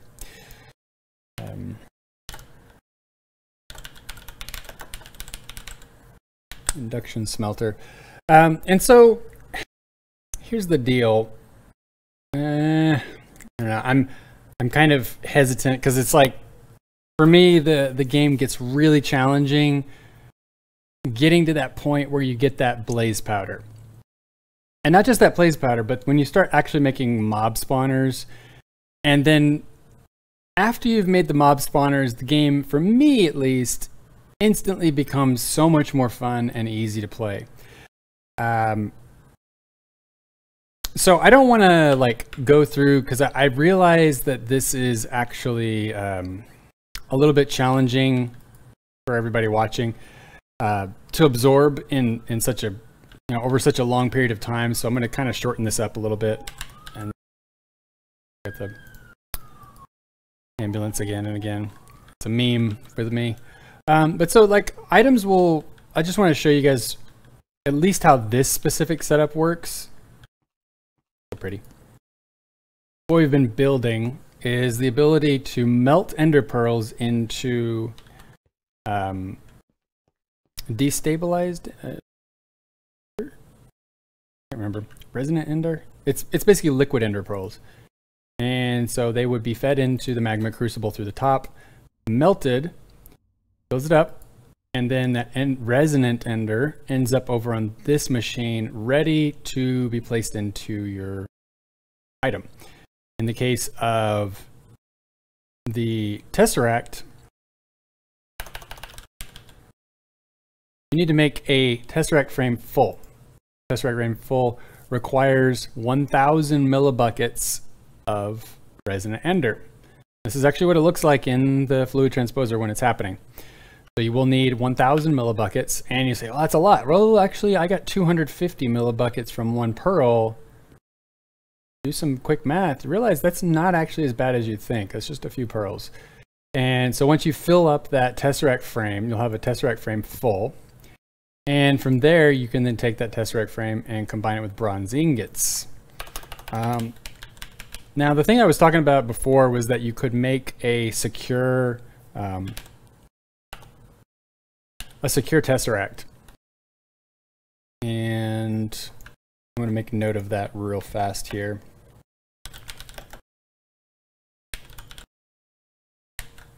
So a secure Tesseract is one that is, once crafted, you get the regular Tesseract, but then you make this Signalum security lock and combine it with the Tesseract that combines to make a special locked version of that Tesseract that's locked to you.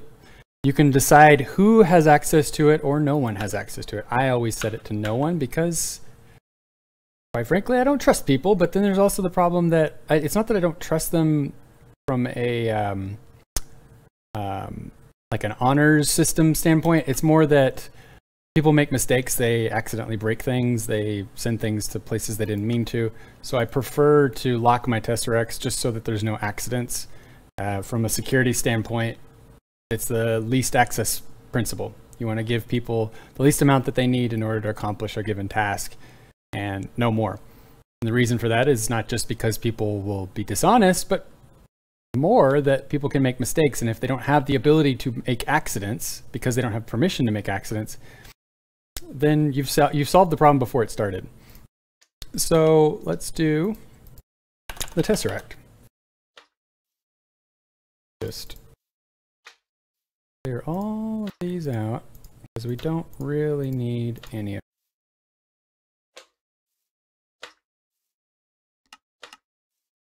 them. Also,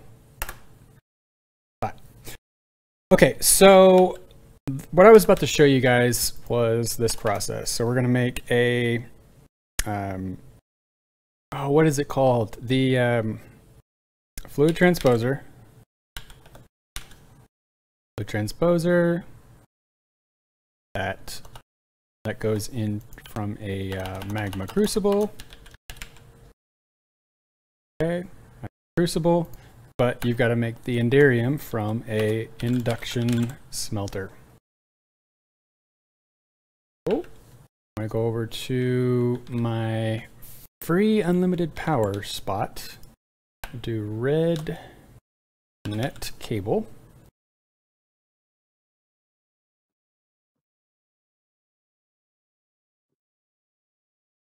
This red net. Okay, and the induction smelter, that's not actually connected in terms of piping to the fluid transposer and magma crucible piece, so don't get confused. That is not related necessarily. Magma crucible feeds into the fluid transposer. So we're going back to our config, clear out unnecessary items. Blue stands for in, orange stands for out. So we're melting the item put in the crucible and it's being sent to the right. In this case, we want to receive from the blue I want to send out through the orange. Orange is always output when it comes to these machines. All right. Now we've got that set up just that fast. Now I want to make sure that we are, sorry, another ambulance. They just keep coming. And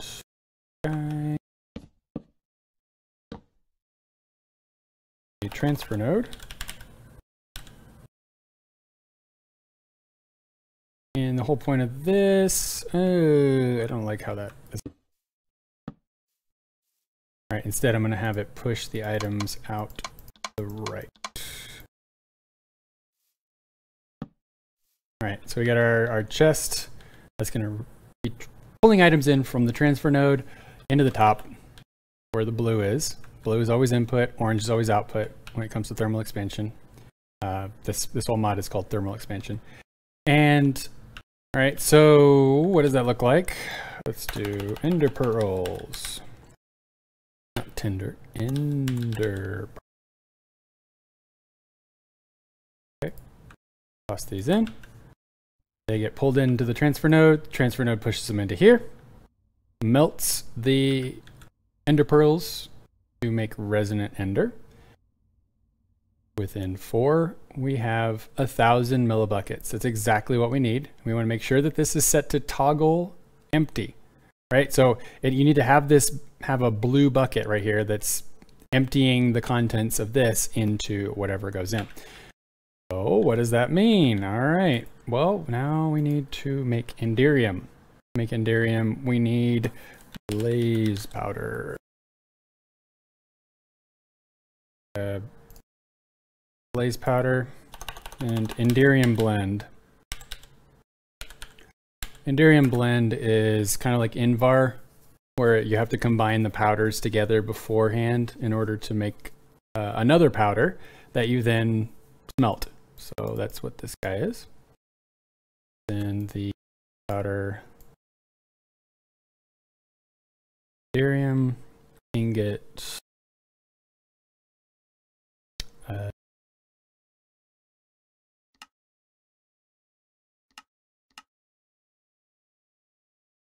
Story.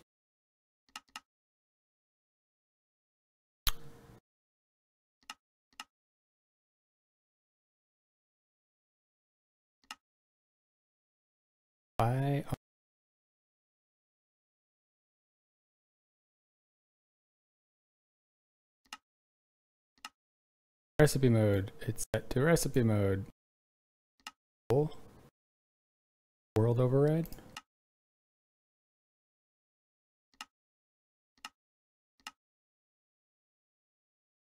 All right, that's what I was trying to find. So we need Enderium ingots, which there's actually like an Ender.io kind of knockoff version, but it's not really because it still requires another step. So just ignore the Ender.io version of Enderium. It just is extra work. It's honestly not worth it. I won't try to explain it or justify it. Just trust me when I say Ender.io's version of Enderium, the way to make it is not beneficial for you. Just don't do it. Just say no. Enderium blend. Oh, pyrotheum dust. Pyrotheum. Yes, and that was what the blaze powder was for. We needed sulfur, pulverized coal, redstone. Sulfur you get kind of just naturally after a while from a lot of the items that you'll get from the nether. They'll produce sulfur. There's even, I want to say sulfur, some kind of sulfur. There's a bunch of items that produce sulfur. It's almost like a waste product in a lot of ways, but then you get things like Enderium that are really important that need it. Suddenly it becomes important. Okay, let's create a. So I need pyrotheum, not just simply blaze powder, but pyrotheum. Follow that recipe I just showed. Pyrotheum dust goes with Enderium blend. Yes, I know I have an uneven amount. Whatever, don't worry about it. So you'll see that the induction smelter is pretty slow. It's supposed to be. It's supposed to be like an advanced item. And you can enhance it with augmentations. This is a resonant induction smelter, keep in mind, and it is still pretty slow. So take that for what you will. It's worth upgrading. Okay, so now we've got that, and I need to make the tesseract frame.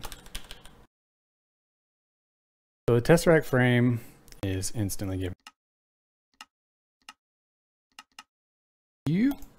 Okay, so we need to make the Enduring Ingot, hardened glass, which is lead and obsidian, no biggie.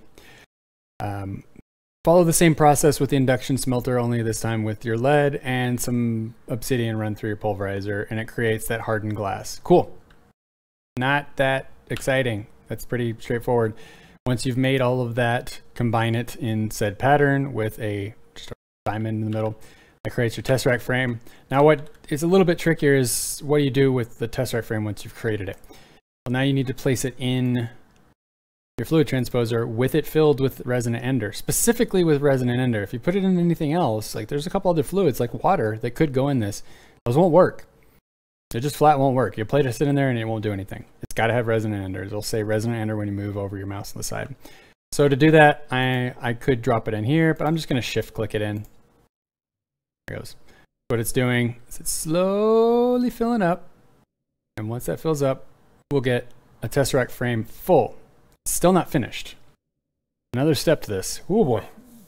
Yeah, you can see why I was wanting to do this. I was just going to show you guys in creative, and I'll do it offline so you guys don't have to sit through all this. You can see, you can kind of see the process of it. Doing that, and then it pushes it over here. So now we got tesseract frame full.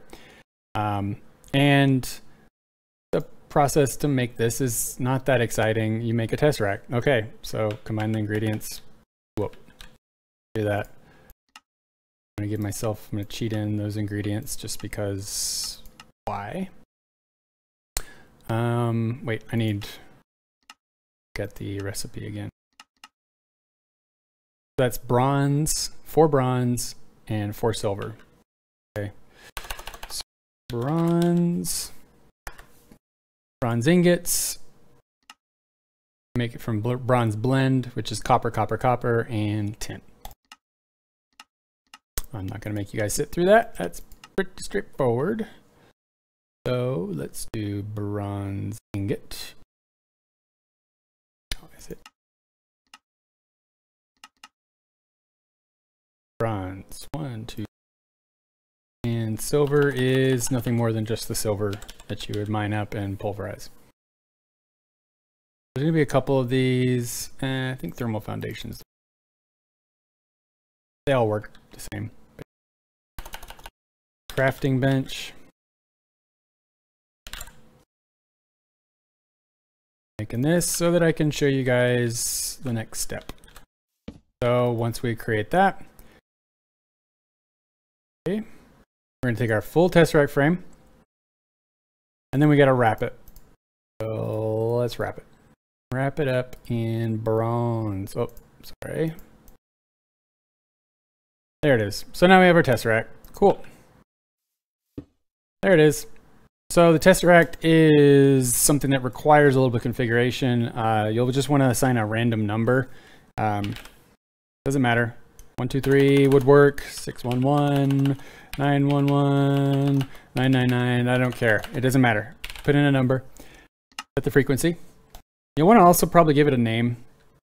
And when you're talking about these tesseracts that are like this, it's just a regular tesseract, it will be visible to everyone. So if you put in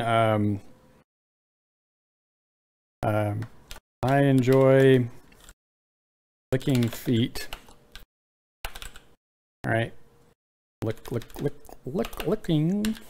feet.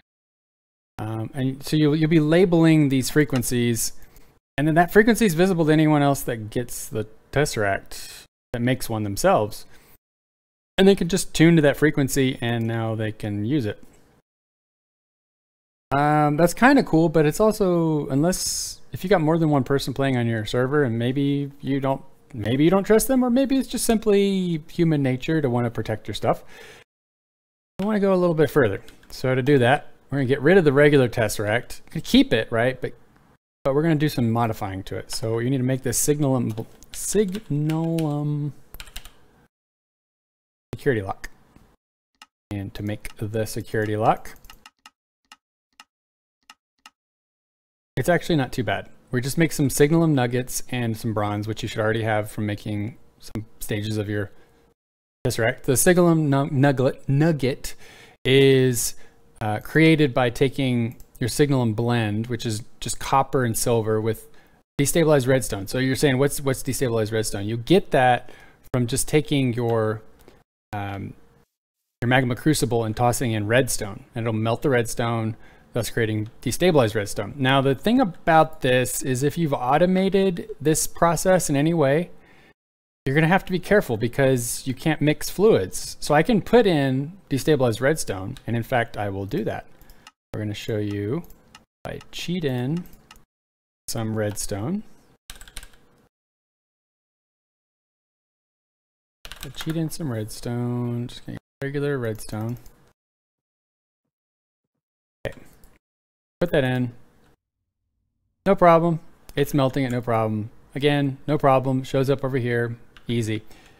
The problem actually happens when we start talking about maybe I need to make another tesseract. And you will need to make more than one of these. Because one won't cut it. You've only cut one half of the puzzle. You need to have one on each end. But what if I go and I try to do this ender pearl? Because I'm making my next set of my tesseract, right? Okay, it'll melt. But it's not going anywhere. And the reason for that is that it can't push dissimilar fluids in. So once I use up this destabilized redstone, then it'll be available. All right, well, what does that mean? So I gotta get my bucket, get a bucket, and we'll toss it in. Boom. Okay, so it has ejected the bucket. We got the destabilized redstone in the bucket. And now we've got resin into the machine. It's because you can't have two dissimilar fluids in the same transposer at once, or in any machine, in fact, once. They only take one at a time. So that's how you make the destabilized redstone piece. Now we're gonna have to make the signalum blend.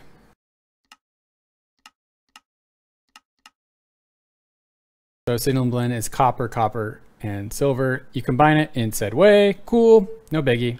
You get your signalum blend. Well, now you take your signalum blend and let me think here. Signalum ingots. Yeah, that's just a regular smelter. So do I have a regular furnace here? I do, yeah. Pulverizers. Dang it. All right. Get recipe. We're gonna do a furnace. Redstone furnace. Notice I tend to favor the thermal expansion stuff because it's just a little bit more obvious how it works, and it tends to work without a lot of noise or bugs. Industrial craft stuff makes a lot of noise, and it can be buggy. These don't, the thermal expansion stuff doesn't go as fast. The top speed isn't as fast as industrial craft stuff, but you can go into industrial craft later. Don't worry about it. But to start off, I do the redstone furnace. So let's take our signalum blend. We're gonna cook it. Signalum ingot. All right, nothing exciting so far. All normal. Make our signalum ingot. And one thing leads to another. We end up with a signalum. Why did it clear? Signal. Try I didn't hop on till now. Been cleaning all day and had to clear everything off before I hopped on. Hey, that's all right, man. Don't worry about it. It is not a job description. I'm just showing everybody how to use some of the more advanced features of tesseracts. Other people make the tesseracts and then they stop and they don't realize they can go even further beyond the tesseracts and make secured tesseracts. So, and the funny part is that the tesseract as configured, I'm about to configure it, doesn't even show up in the NEI. So if I search tesseract, I get the components of the tesseract and the finished tesseract, but I don't get this what I'm about to make. Let's see, where is it at? I need to take that. There is, what would I? Let me get the, because this is part of the problem is that it's not in your NEI.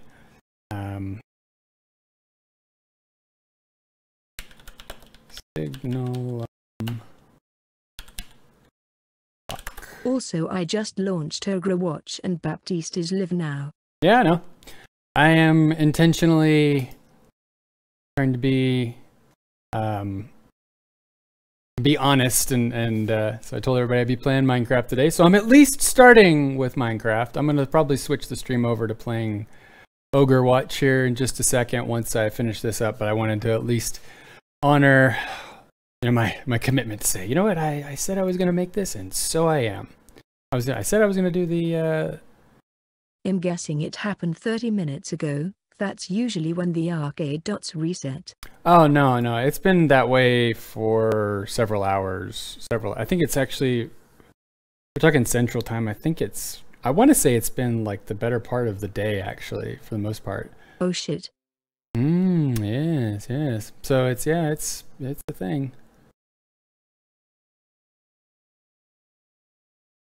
Signal and security lock.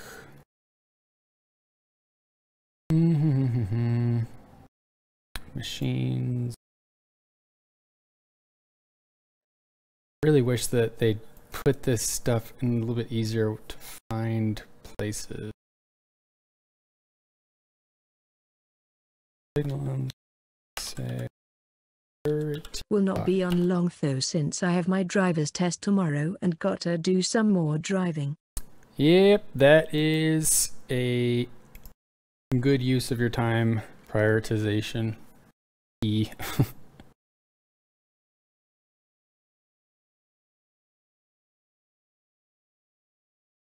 UFH is the one. Expansion.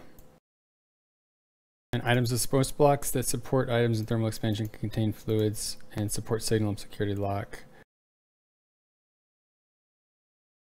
Get crafting res. Right, so what am I what was it? I feel like you have to craft it. No, that's not it. We're gonna get this. We're gonna crack this nut. It's so frustrating. I really better document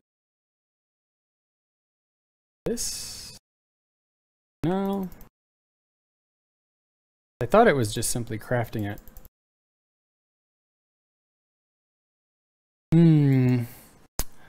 Sorry guys, I'm falling flat on my face right here trying to quickly remember how to do this. Because I typically only do one of these and I'm done. Like I only do two of these and I'm done.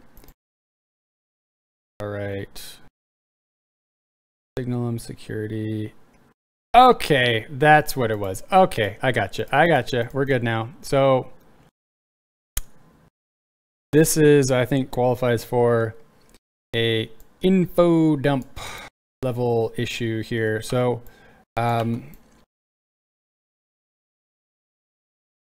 secure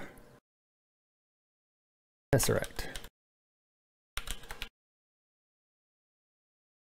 All right, so the secure tesseract is a little bit tricky because it's not in your NEI.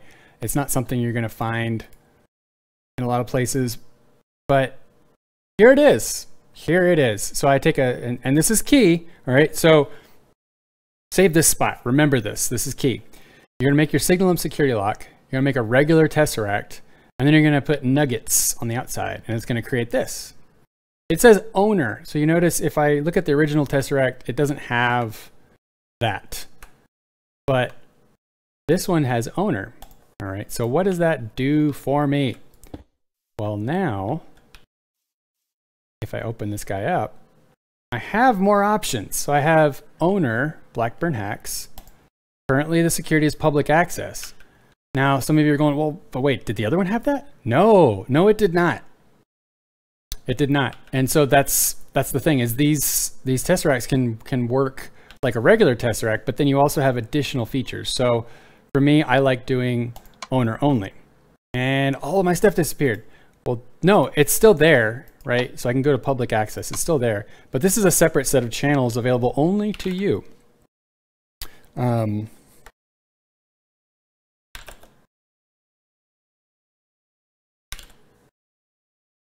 Okay.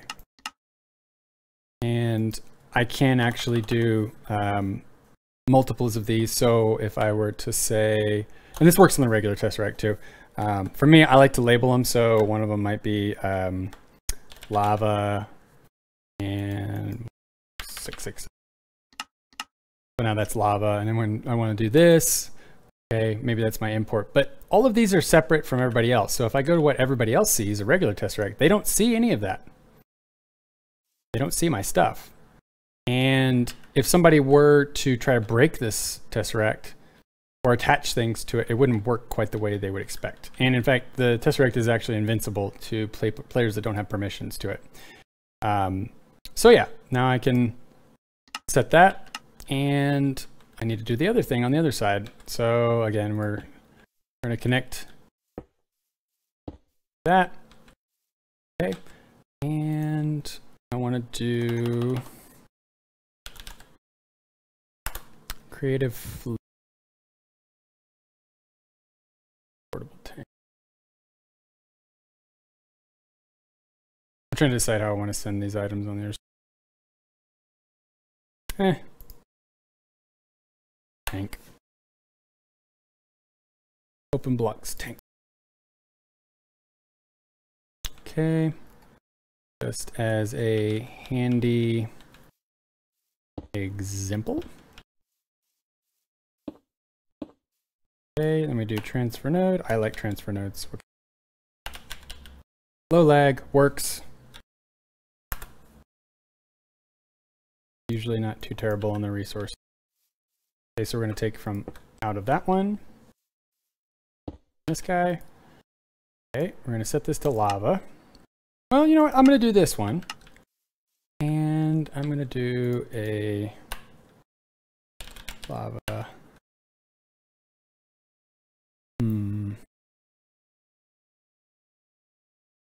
I think it'll just...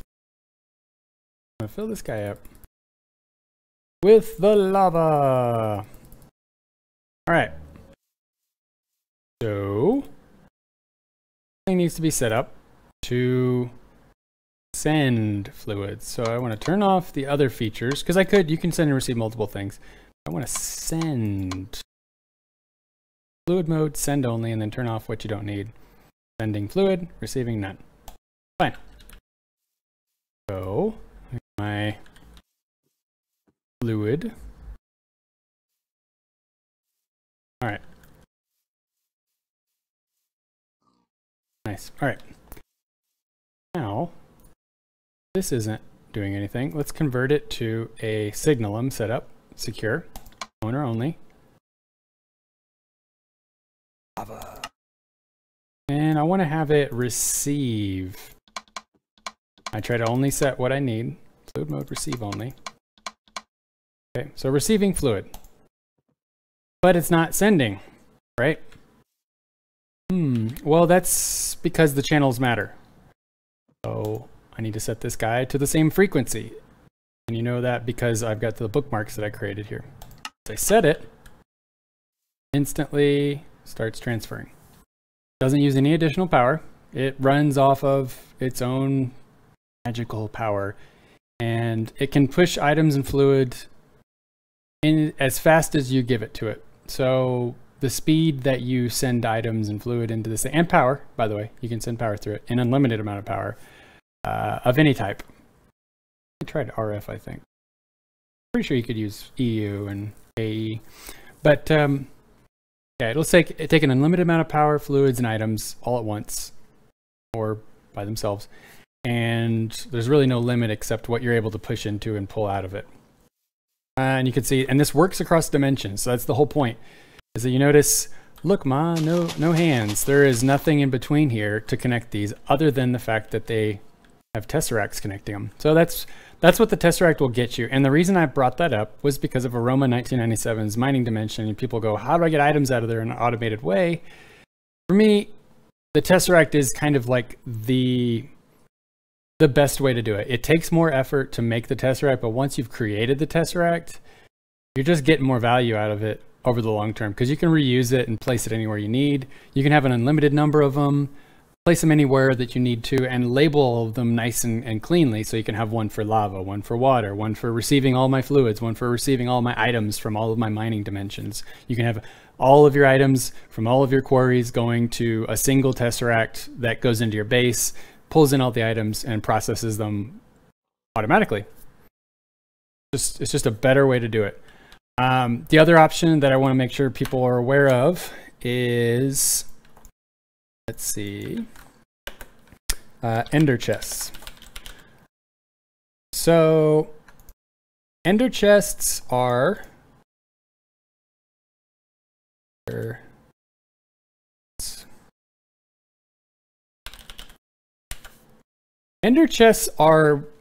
interesting because they exist in the game for the most part as things we're all kind of accustomed to from vanilla, but when we're talking about Feed the Beast, we've got a modified version called the Ender Storage version.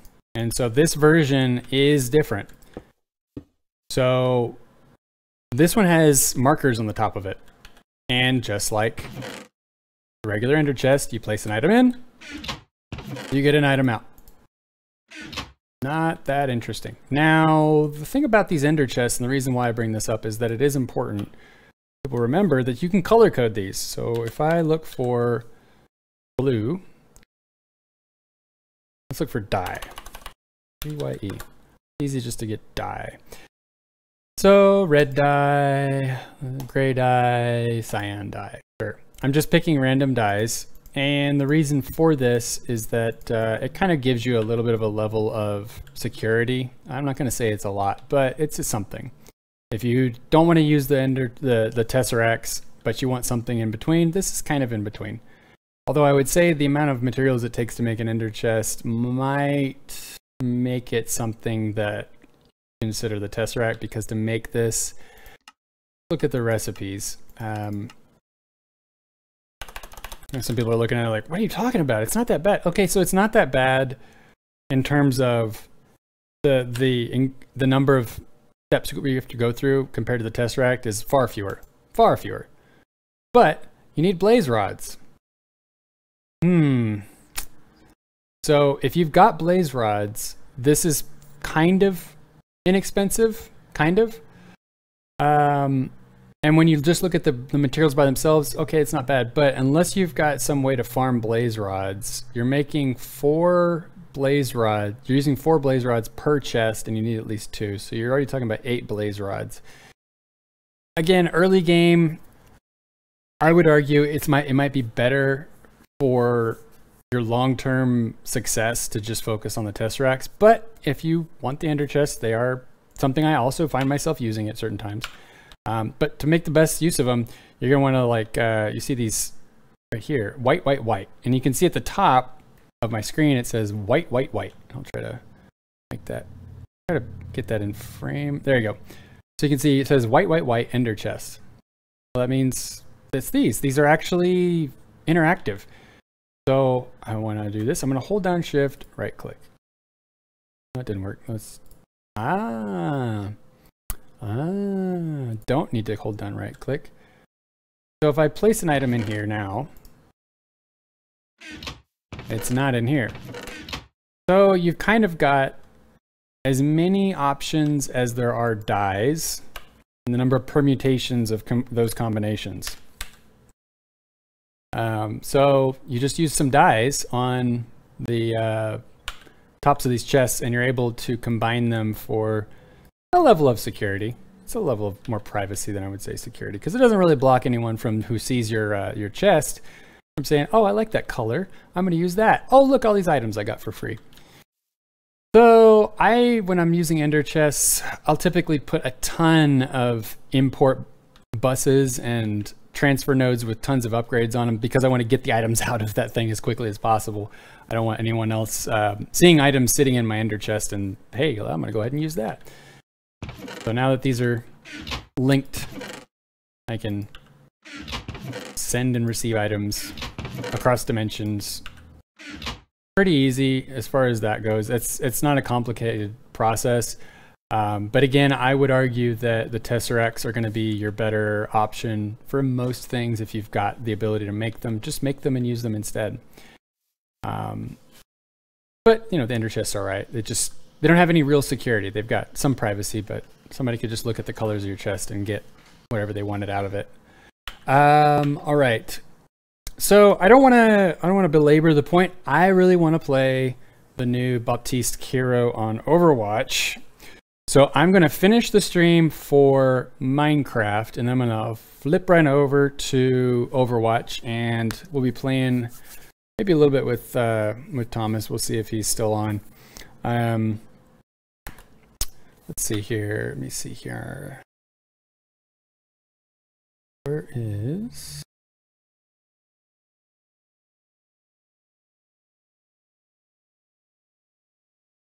All right. Is it gonna do it? All right, cool.